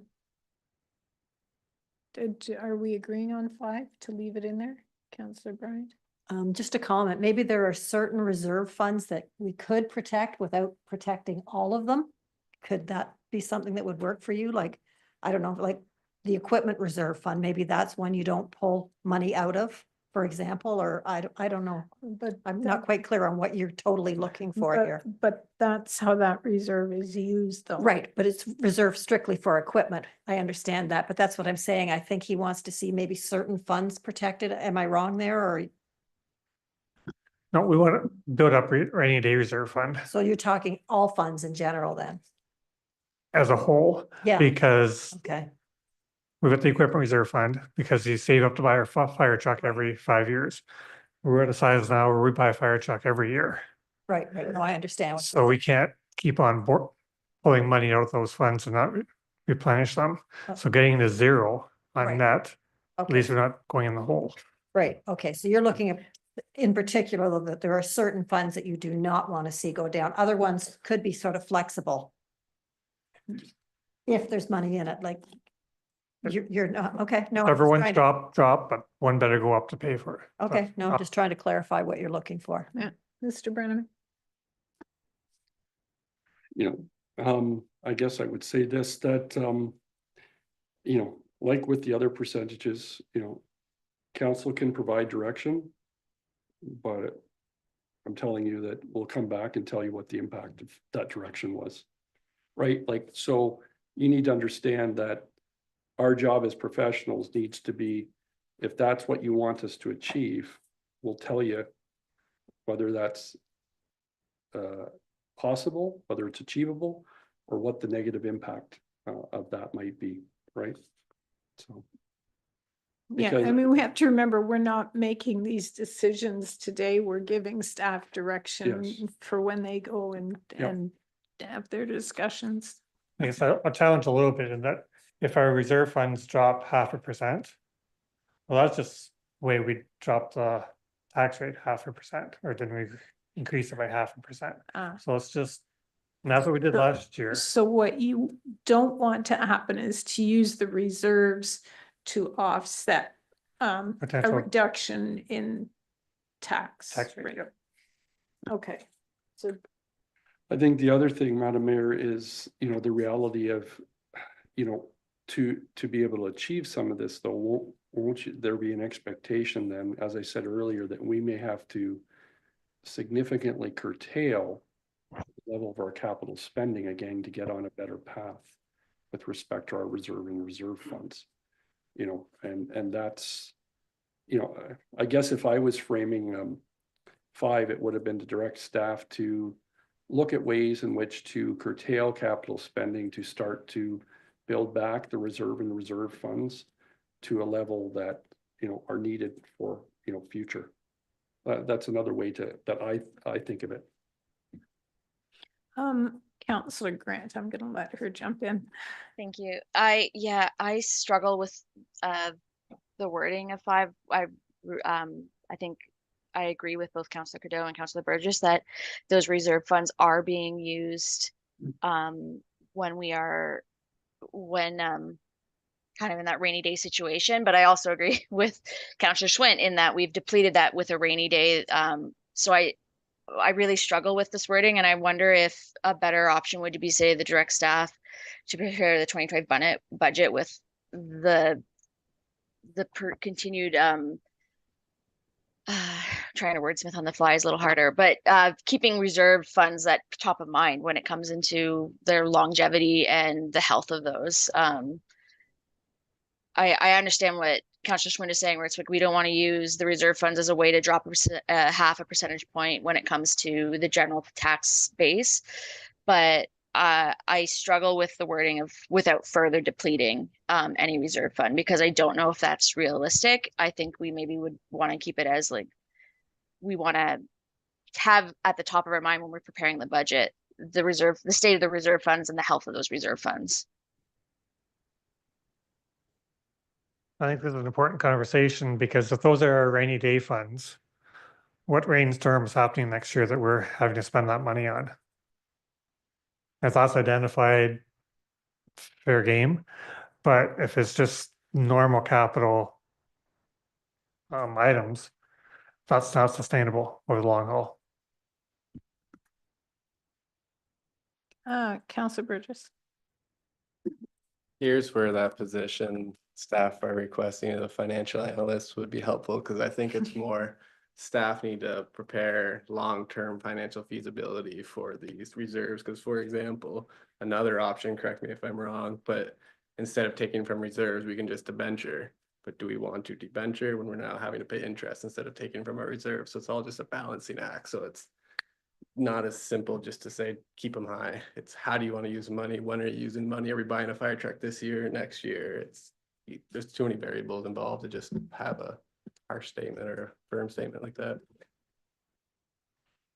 So, while keeping reserve funds with appropriate balances, does that just a reminder that we're concerned about the state of our reserves? Yeah. Kind of, sort of. I'm kind of seeing some, yeah. I'm struggling with this one, Mayor, and it's because we're really putting staff between a rock and a hard place, saying you can't raise levy, you know, by more than such and such a percent.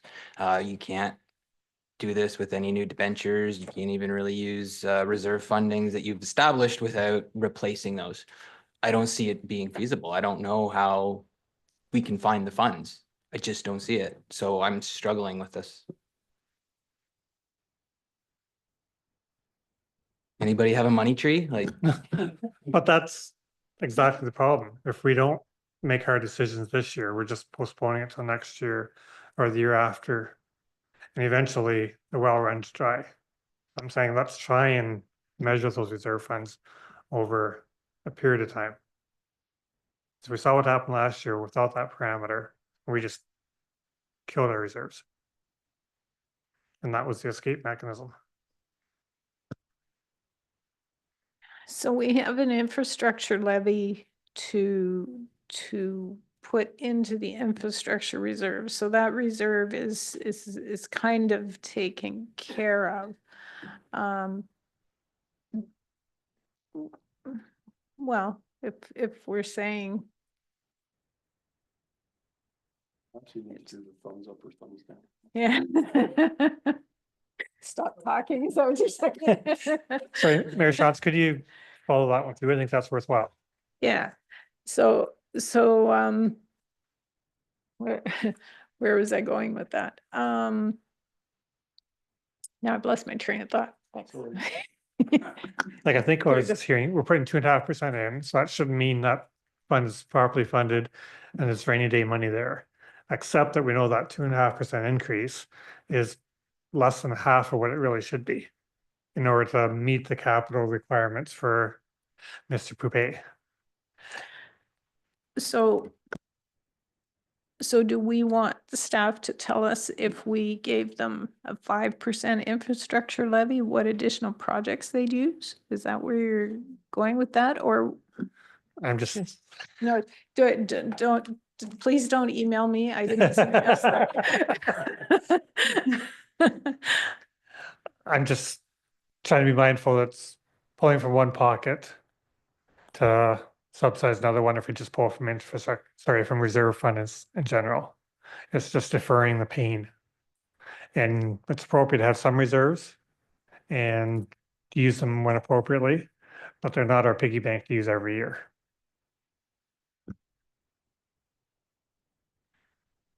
Okay.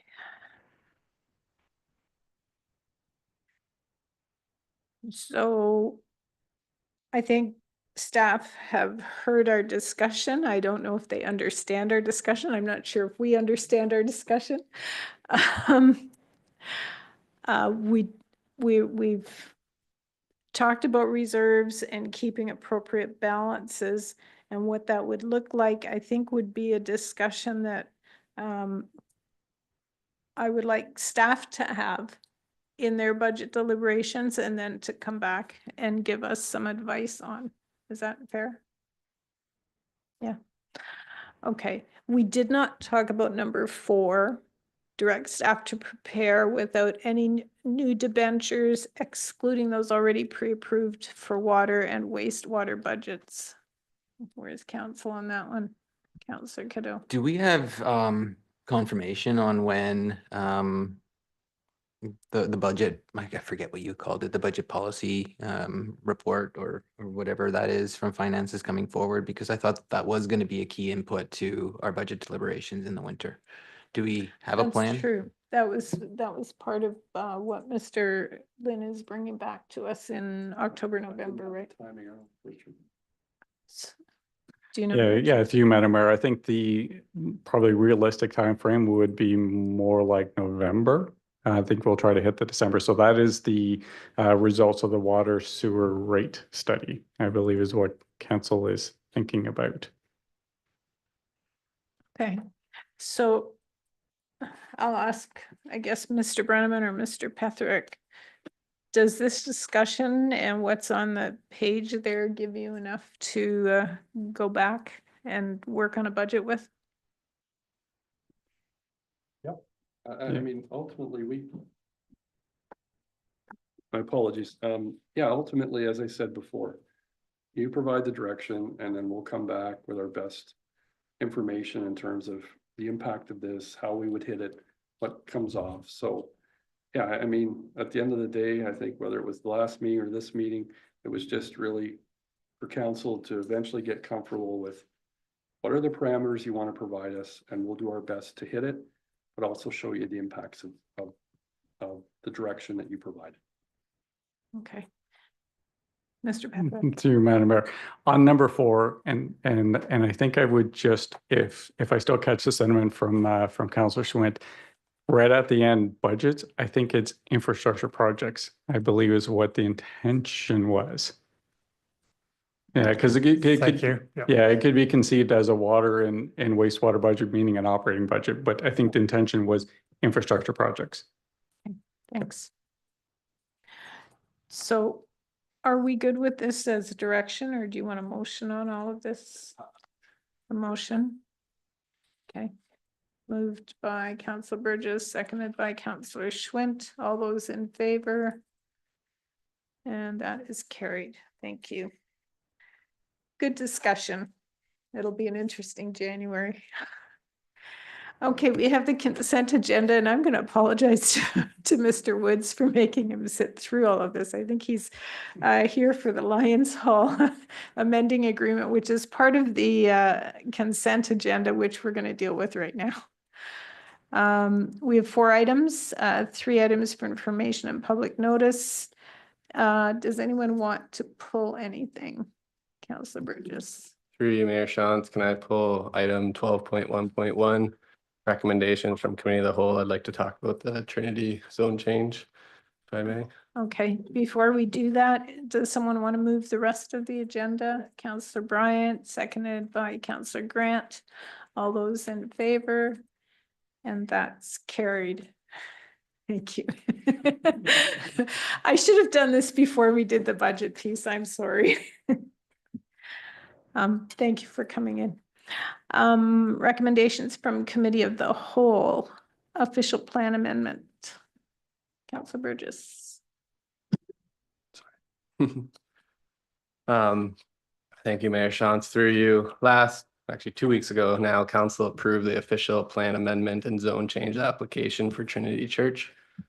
Part of this provision included amending the current site-specific provisions to reduce the required parking spaces from 12 to 4 for the proposed place of worship. By approving this, council is simply waiving fees for this developer, as we have a cash in lieu policy for this purpose. Given staff's recent report that we just discussed, looking at the 11% property tax hike, and by waiving these parking spaces, which is allowed in the zoning, we are acknowledging the residents and guests in this development will be using township maintained parking. Therefore, I think it is justified for the township to continue implementing our policy of cash in lieu for this development. Therefore, I'd like to make a motion to move council's original motion from the Committee of the Whole, except for removing item 2, which is amend the current site-specific provision in section 16.267 to reduce the required parking spaces from 12 to 4 for the proposed place of worship, and instead they can use our cash in lieu policy for parking or an agreement with another property owner nearby. Okay, seconded by Bonnie. Discussion. Councillor Cadeau. Questions for Deanne, sorry about that. If we were to go forward with the motion, would it delay in any way, shape, or form work on Trinity? Through you, Madam Mayor, no, they would just be required to come up with an alternative parking arrangement or pay the cash in lieu amount, and then they could proceed on. Thank you. Anything else? Okay, there's a motion on the floor. All those in favor? And that's carried. Thank you. There were some, so we've still got other items under committee of the whole. It all was approved together with that motion. Okay, very good. We will move on then. Staff reports and memos, council meetings schedule. Council and committee support specialist Tanya Bettridge.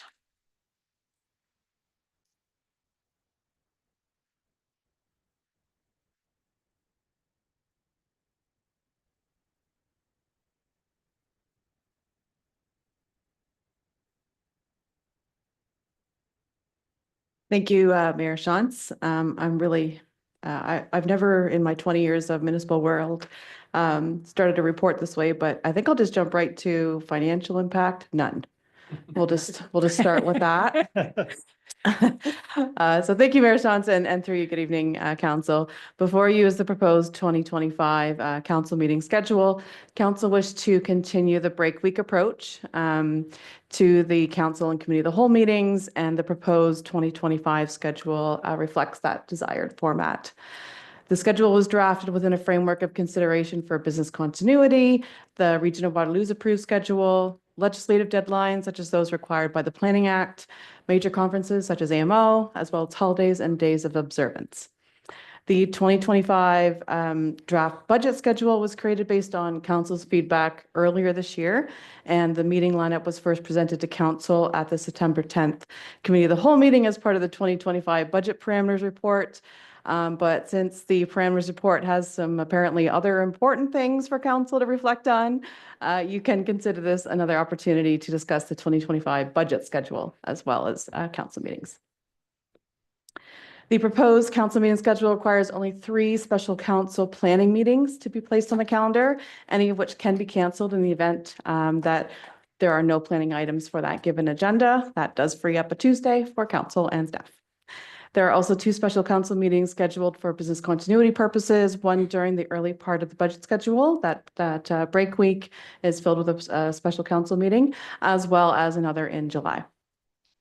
I need to note 2 errors in the attached schedule. So in the region's approved schedule, the dates that they have for the AMO conference are incorrectly identified, which brings me to the small error on mine, which is just the missing symbol on August 17th. So the AMO conference is from the 17th to 20th, not the 18th to the 20th. Therefore, I will ask Council to consider the proposed schedule with that correction noted. And if Council has any questions, I am happy to address them, knowing there is no financial impact. Well, that's good. I have a question, and that is in April. Why did we not choose 8 and 22nd for the meetings in April? The 22nd would be the day after Easter. So there's some holidays. There's Good Friday. Easter is quite late this year. So Good Friday would be April 18th and Easter Monday would be the 21st. So preparing for a council meeting would be definitely difficult. And it's generally been council's direction to avoid meeting right after a holiday. So that also limits the amount of time that council can ask staff questions and things like that. It's staff's preference, though, to not meet after a holiday. I don't know that council. The information I have is Easter it was Monday the isn't a preference holiday for of most people. no, it's a great question, but the information I have is the preference of both to avoid that. But we can certainly rejig however council wishes.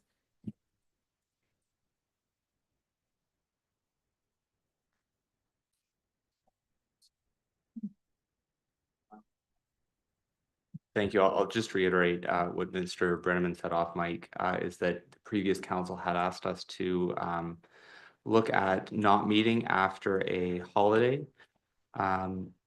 What I did want to point out, though, is if you were to move those dates, I think we would still need a special council planning meeting, because there's either going to be a gap or potentially 2 gaps between March 18th and April 8th, and then between April 22nd and May 13th. But I would also just point out to council that we have violated that rule or that preference in February. I think the schedule works best if council is acceptable to it, to meet on February 18th, which is after Family Day on the 17th.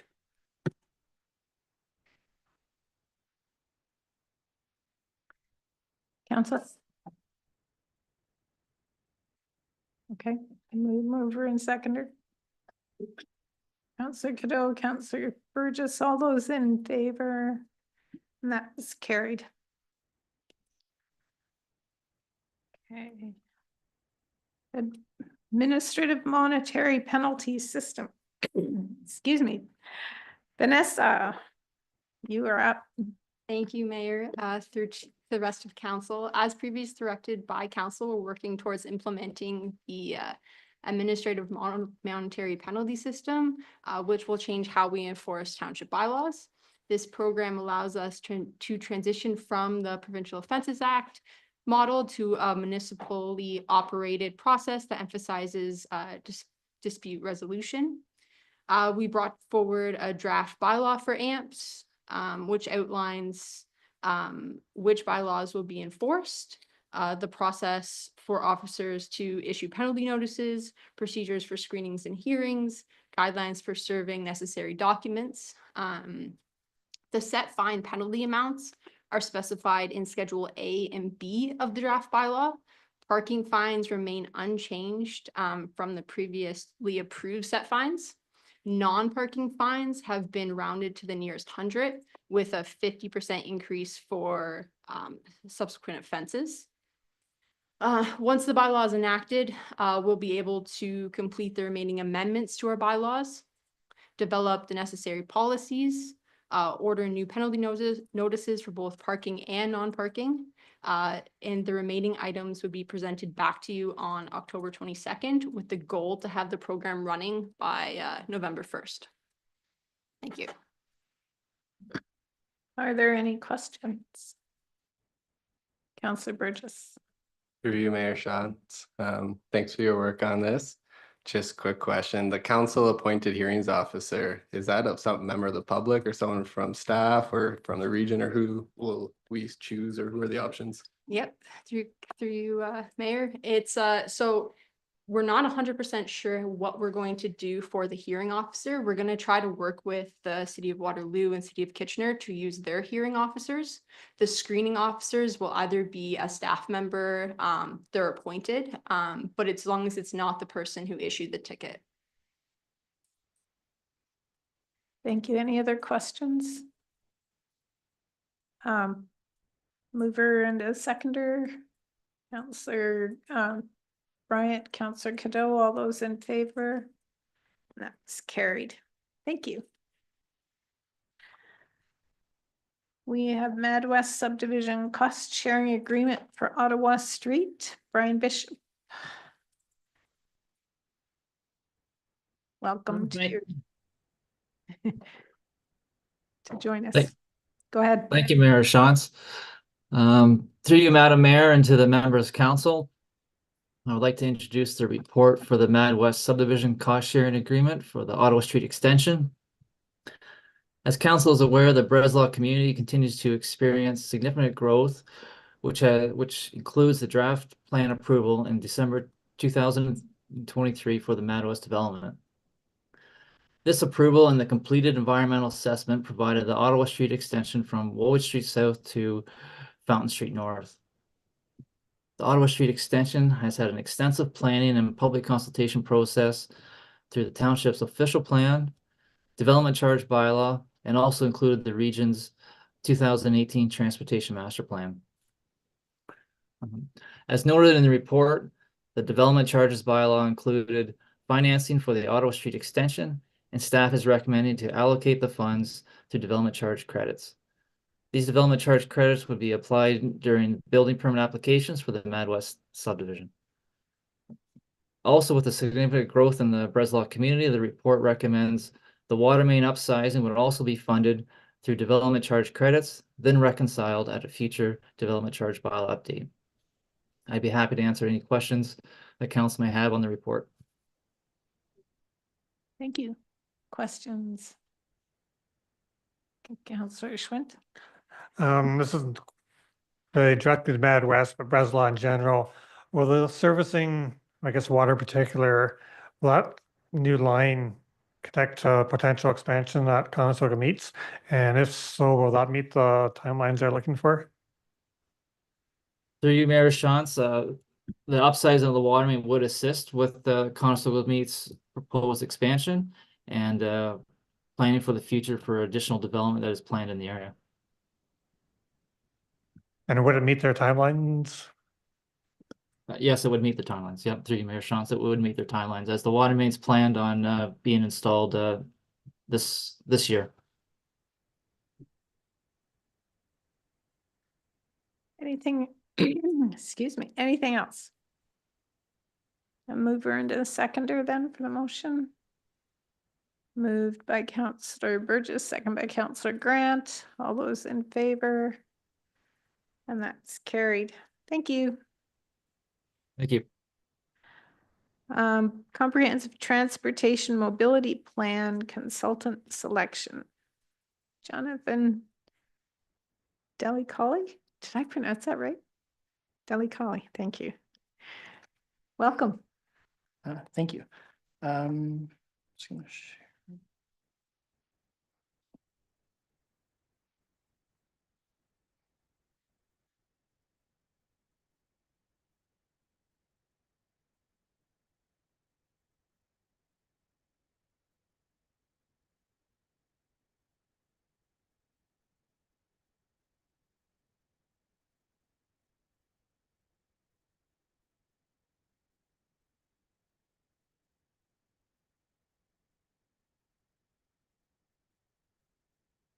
So I'll be presenting to you the comprehensive transportation mobility plan, consultant selection report.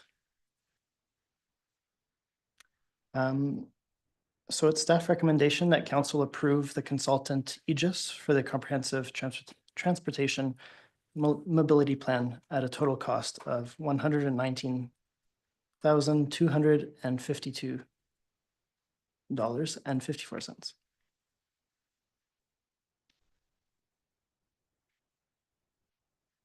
So work is ongoing on the Housing Accelerator Fund initiatives. So far, we have multiple completed tasks, including the accessory dwelling unit information package, which is available on our website, and the affordable housing framework policy. We are now shifting our focus to other projects, including the mixed-use urban design guidelines, and now the comprehensive transportation mobility plan, or CTM. So staff issued the RFP for the CTMP at the end of June of this year, and received 7 proposals. These were reviewed, and it was identified that Aegis achieved the highest evaluation. This project is expected to last from September of this year to May of the next. Development services will be the lead, with involvement from infrastructure services. Financial impacts of this project, as mentioned, $119,252.54. This will be taken from our 2024 and 2025 Housing Accelerator Fund funding. The cost breakdown is on the screen. This project is required to fulfill our obligations under the Housing Accelerator Fund agreement. And if you have any questions, I'd be happy to answer them. Thank you. Are there any questions? Councillor Cadeau. Sorry, through you, Mayor. Can you just go back to the last slide? Because I looked at the cost of HST and then I see our HST rebate and it's less than HST. Why is that?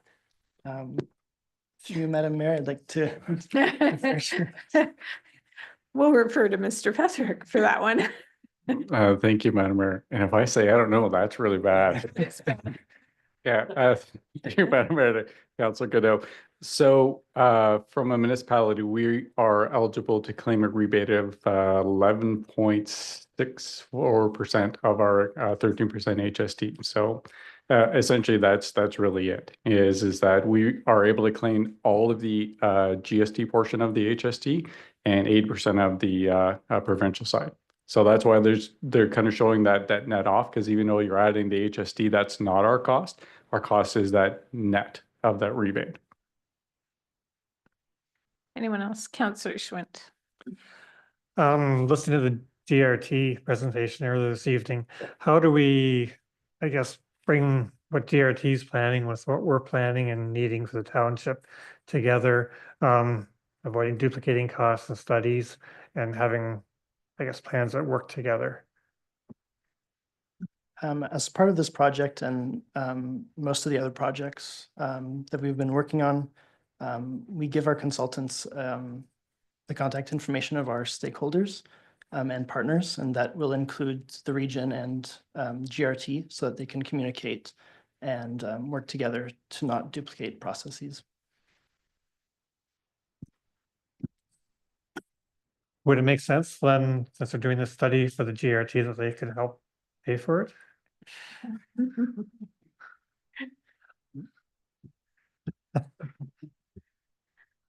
So this is one of our projects that we did identify through our half funding. So we will be taking the full amount and paying for it from our half funding. And it is a project that we committed to do ourselves through the half funding. So I think we are obligated to do it. Anything else? Can I have a mover and a seconder for that?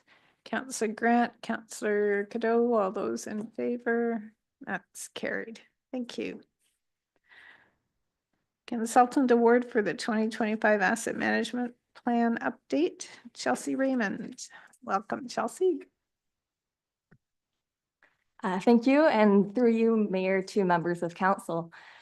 This report is seeking council's endorsement to award a contract for consulting services to Aspire Consulting Group Limited for the 2025 asset management plan update to the amount of $151,225.54 after HST rebate. Since this project is expected to begin this fall, staff are asking council to authorize additional expenditures of $45,000 in 2024 and to authorize pre-budget approval for the remaining costs to complete this project in 2025. For some background information, this 2025 asset management plan is a province of Ontario legislated requirement under Ontario Regulation 58817. This mandates 4 major milestones to help municipalities plan for their infrastructure. As council will recall, earlier in June of this year, the 2024 asset management plan was completed and approved by council. This plan in particular documented current levels of service being provided and the cost to maintain current levels of service for all municipal assets. We're now working towards meeting the 4th and final phase of the milestones of this regulation with a council approved asset management plan update due July 1st of 2025. This builds on the 2024 reporting and must identify what levels of service the township proposes to provide, what activities will be required to meet those proposed levels of service, and include a financial strategy to fund these activities. As part of this process, we are also including public engagement to better understand service level expectations from the community's perspective, which will inform the township's proposed levels of service. This process will ultimately help ensure that the right dollar is spent at the right time to maintain the overall system performance and deliver services that the community expects at the lowest life cycle cost possible. The 2025 plan is a major undertaking, and it will be the township's first steps in a comprehensive approach to understanding service level expectations from the community's perspectives, and one that includes a detailed financial strategy and analysis to deliver services over the long term. With Aspire Consulting Group's support, the reporting will comply with OREG 58817 and the July 1st, 2025 deadline. With that, I'd be happy to answer any questions. Thank you. Are there any questions? Councillor Schwint. Sorry, I'm struggling with this one. I understand the asset management requirement, and we've done a lot of work to identify all the assets the township has.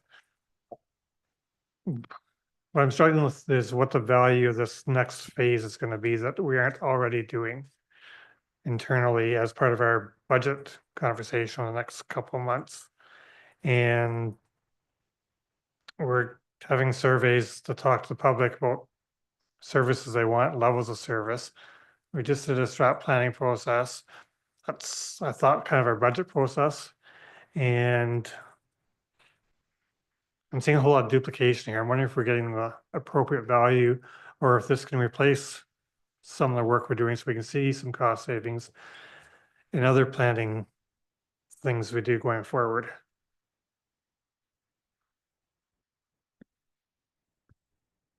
Like to take that. I Ms. could Freeman. start a little bit. So this is an Ontario regulation requirement to really establish proposed levels of service. So with our 2024 plan, we looked at what we're currently providing. So we have an idea of what our infrastructure looks like, what our levels of service are right now. But what our next step and what the regulation is asking us is understanding what it's understanding we need to understand what we what target we're trying to set and what we're trying to move towards. So why we're spending, what we're spending, where we're spending, and if we're getting the best value for money. And we could truly only start to get that with that in-depth public engagement piece. So with the OREG, it's also looking at your life cycle activities. So you're looking at that whole life cycle costing approach to make sure that what your proposed levels of service, they're affordable, achievable, and appropriate for the township. And you're looking at the risks of whether or not those activities are undertaken and what that cost will be. I think I see this as an integral part to what we spent an hour and a half talking about in terms of, you know, how do we set up a plan for the township in terms of how we spend what we own, how often we have to replace it, when we need to maintain it. And someone could correct me if I'm wrong about that, but that's how I see the asset management plan and what we're doing with it. Ms. MacArthur, you lit up your Hollywood Square. Thank you through you, Madam Chair. Just wanted to add to that, and maybe Chelsea can reiterate that there is some potential loss in grant funding if we don't meet the requirement or the expectation to have the levels of service established by June 2025. I think that there could be some, I think we have had penalties in the past with grant funding, and I think if we don't meet this deadline, that there are some other challenges that we might face. Thank you. Okay, Councillor Schmidt and Councillor Kiddo. I guess I understand the need for setting levels of service and understanding our assets. I thought we would have that knowledge in-house. And I'm surprised we have to go bring someone in to evaluate our services, I guess annually it appears now going forward. And my hope is that staff are using those assets every day, and part of their capital budgeting process is, this is what we do, this is what we're going to need to maintain that going forward, and part of a long-term vision. To go outside the organization every year to develop this, I think it's an expensive way to go. And I'm not sure it's not duplicating what we should be doing in-house already. Mr. Brownman. Yeah, so through you, Madam Mayor, I think over the years, you know, I've heard that from various councils, even when, for example, why are we farming out a development charges study? Do we not have the finance staff? Why are we farming out a recreation master plan? Do we not have the in-house staff? We do, but it's not possible to do the regular core responsibilities and do the extra amount of work that this will take. So there are times where municipalities have to strategically supplement their resources for a defined time period, you know, to be able to complete some of these obligations. So there certainly at times exists the in-house resources, but we won't be able to hit the deadline. And Ms. MacArthur took one of my ideas out in terms of making sure council had the right context. We tried to do the first round with in-house resources. We were late. We got docked money by the government for being late. We can't afford to be late in the future. And I mean, I don't know if Chelsea will be able to help me with this, but I think this is the last piece of being able to use a consultant to gain compliance here. We're not suggesting this will be a forever and ever type of annual expense that will be coming to you next year for a consultant and next year for a consultant. But Chelsea, perhaps you can answer that. But I want to stick with reinforcing that.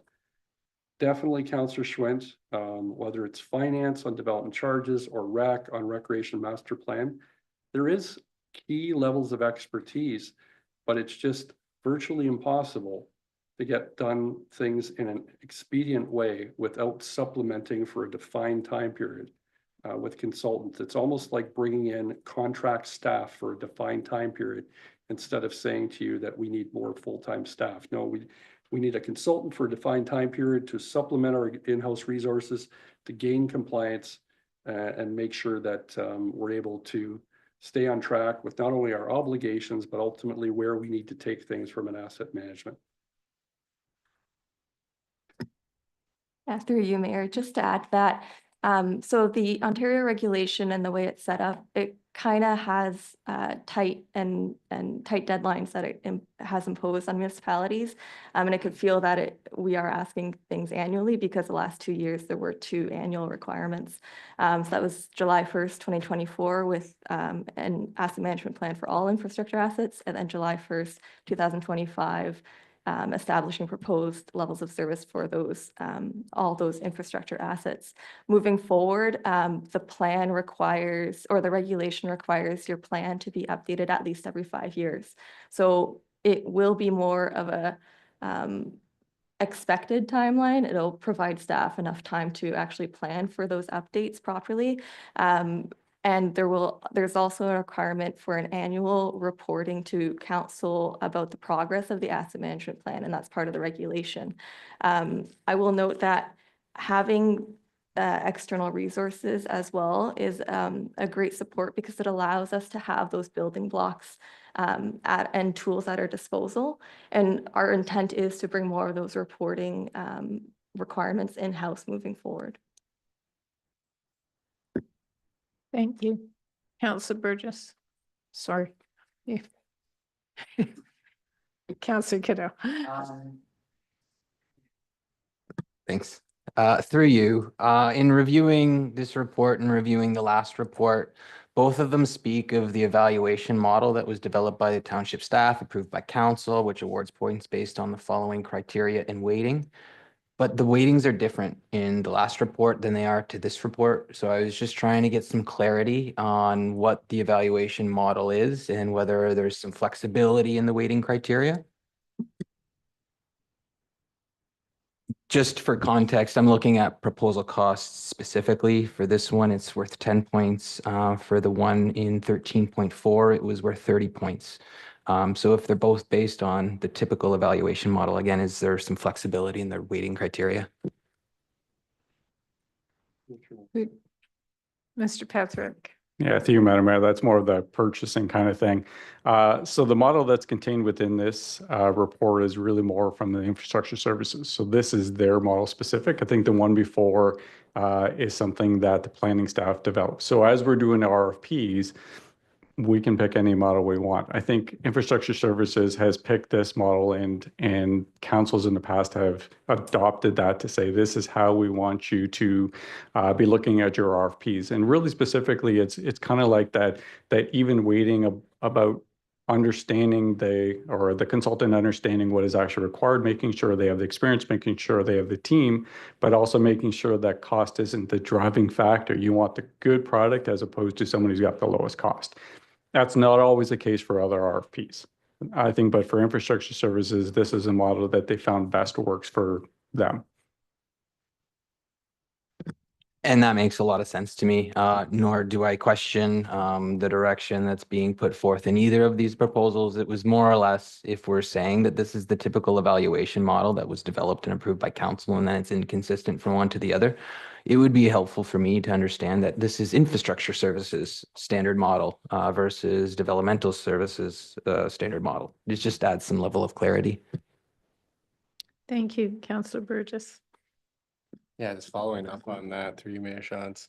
Yeah, in 2014, we had GEI Consultants and GM Blue Plan doing the asset management plan, and now we have Aspire. I was just wondering if there's any benefit to having continuity since it's kind of addressing the same plans and not getting new people starting fresh again every time looking at it with fresh pair of eyes. Through you, Mayor. Yeah, I'm sure there would be benefit, but again, this was evaluated through those point system, and Aspire was the one that was the high chosen through the point system. So it's not something that we could pick or choose because we are trying to follow a objective way of selecting the next consultant. And I think that there is value in having a different point of view on establishing financial strategies and levels of service. It just brings different ideas to the table. Anyone else? Okay, would someone like to move the recommendation? Moved by Councillor Grant, seconded by Councillor Cadeau. All those in favor? And that's carried. Thank you. Sorry, did I miss something? Oh, opposed? Okay, thank you. Facilities accessibility audit. Thomas Vanderhoff, Deputy Director of Recreation and Community Services. You're up. Good evening, Council. Through you, Mayor Shantz. So as Mayor Shantz mentioned, we have the Facility Accessibilities Audit Report before you. I would like to introduce Donna Harrington, who's on the screen there. Donna was our lead consultant on this audit, and Donna also did, the Harrington Group also did work for us in 2007, similar work at that time. So I'm going to go through the report, and then if there's any questions of it that council may have that I'm not able to answer, Donna's here as well to assess.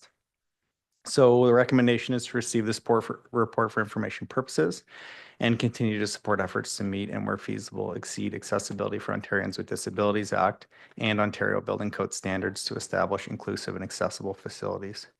So a bit of background, AODA was passed in 2005 by the province, and it's a set of standards for accessibility related to goods, services, facilities, employment, accommodation, and buildings. And for this audit, we primarily looked at the design of public spaces, which is more focused on outdoor areas. And then accessibility in Ontario is also informed by the Ontario Building Code, in addition to the design of public spaces, and the OBC details design of most indoor spaces. So the Ontario Building Code standards became effective January 1st, 2015, and the AODA design of public spaces standard became effective January 1st, 2016. And in both cases, retrofits are not required to achieve compliance. However, both standards apply to extensive renovations or new construction. So as I mentioned previously, the township retained the Harrington Group in 2007, and at that time we used some various standards, different standards obviously from AODA and the Ontario Building Code to review our facilities. And since that time, we've been implementing a number of those accessibility measures. For the 2024 audit, action items were categorized a bit different from 2007 because we have new legislation to rely on. Priority 1 items requiring immediate action to conform to the legislation, all the way down to priority 4 items, which are considered for future planning 10+ years out. So in summary, no priority 1 items were identified, 39 priority 2 items, 185 priority 3 items, and 120 priority 4 items. And 340 compliant items were identified. So results varied, obviously, from facility to facility, largely dependent on the age of the building and when construction occurred or when the last major renovations took place. So from an accessibility legislation compliance perspective, the township is compliant. However, having said that, reoccurring themes do do exist that would improve accessibility across the board. And that's, from simple things like moving washroom grab bars and accessories to adjusting our parking stall placement at facilities, that sort of thing. So next steps for the township are really to continue to allocate funds annually, both through our operating and capital budgets to improve accessibility through retrofits of our older facilities, through new construction. And then, as we've been doing since 2007, just continuing to improve accessibility when suggestions come forward from the public or there's areas which the township staff identified there's a need that needs to be addressed. So with that, happy to take any questions council may have. And as I mentioned, Don is here as well. Questions? Don't see any. Mover into seconder then. Moved by Councillor Burgess, second by Councillor Grant. All those in favor? And that's carried. Thanks, Thank council, you. and thanks, Donna. Thank you. Okay. Mayor's report on regional matters. I think I'll leave that for tonight. Council reports. Councillor Bryant. Thank you. Just a comment. Councillor Cadeau had sent us a link to the Mike Farwell show when they were speaking about taxes. And one of the people that phoned in with comments after was a lady.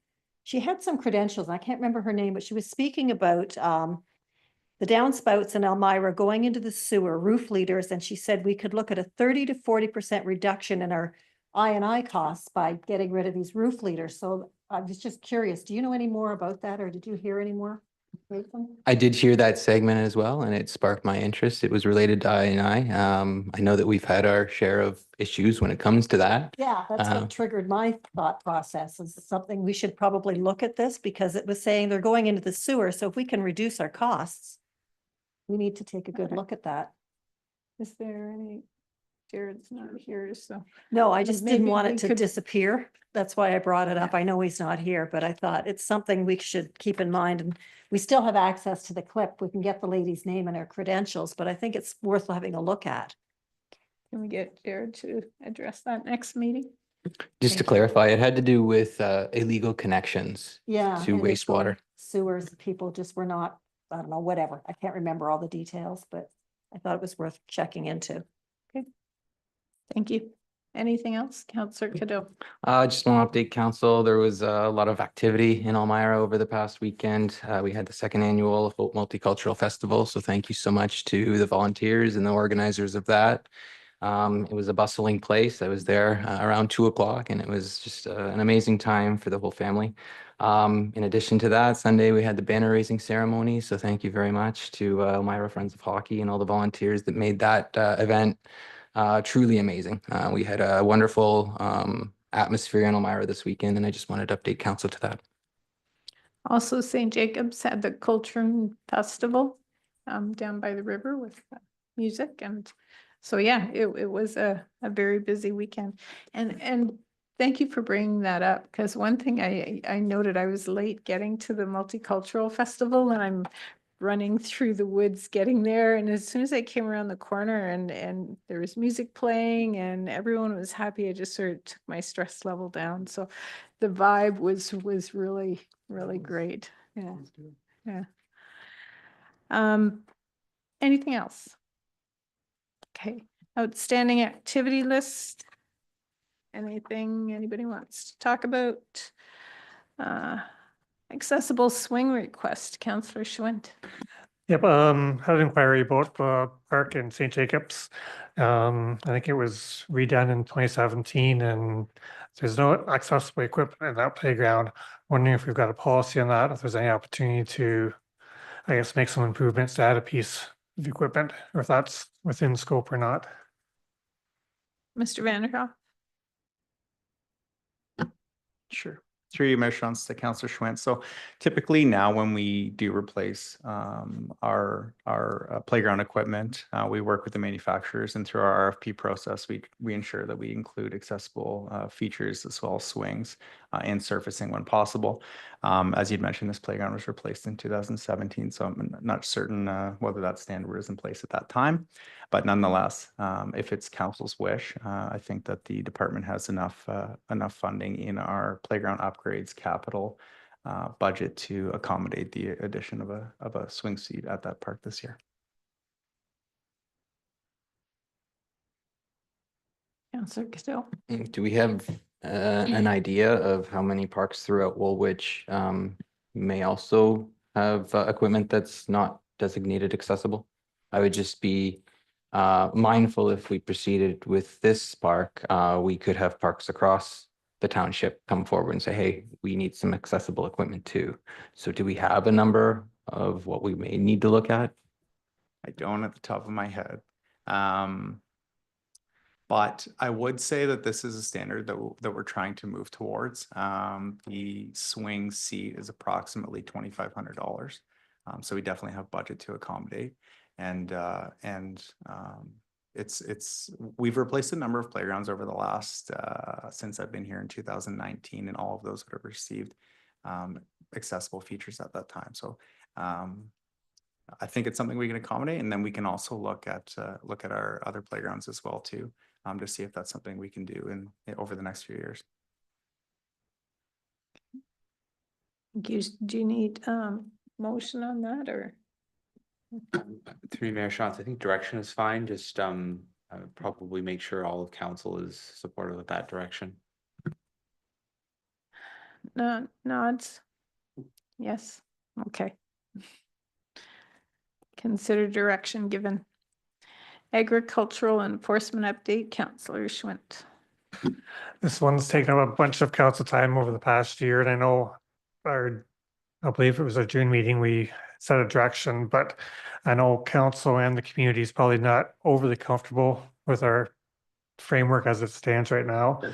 And my suggestion would be, could staff over the next period of time in their work plan have a consultation with respect to what stakeholders in the agricultural community need and want in zoning uses, and how that fits with our current zoning plan and provincial policy statements, and see if there's a recommendation that could come forward for something that'll better suit Woolwich. Otherwise, I see us wrestling with this year after year. So I'm hoping there might be time for that in staff's work plan. Okay. Ms. Freeze, did you want to comment at all? Through you, Madam Mayor, yes, that's certainly something that we can add to our work plan for sometime mid next year. We'll have it on the schedule, and then we'll report back to council with progress and timing if we're delayed. Okay, council's all okay with that? Yeah. Okay. Very good. There are no notice of motion. Motion that the following bylaws in the hands of the clerk be read a first, second, third time and finally passed, that they be numbered as bylaw number 54-2024 to 60-2024, and that they be signed by the mayor and clerk and sealed with a corporate seal. And you can read all 6 or 7 of those. Councillor Burgess, seconded by, or sorry, you had a question. Just clarifying that we don't need to amend 16.2 at all after our discussion. That's still fine as is. Clerk Smith.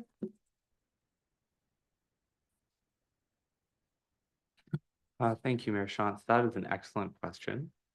And if you give me one moment, I'm also wondering if Ms. Freeze can help. But yes, it does look like section 16267B needs to be amended. I'm thinking that's right. So if council's supportive of that, it would be that bylaw as amended. Okay, thanks for catching that. Mover and a seconder then as amended, Councillor Bryant and Councillor Schwint, all those in favor? And that is carried. Thank you.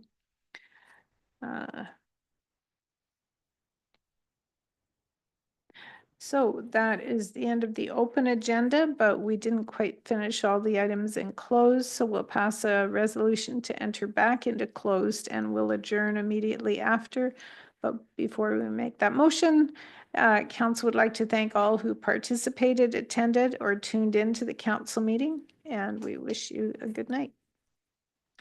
The resolution is that the Council of the Township of Woolwich convenes in closed session on Tuesday, September 24th, 2024, immediately following adjournment of the open session in accordance with Section 239 of the Municipal Act for the purposes of considering the following: a proposed or pending acquisition or disposition of land by the municipality or local board.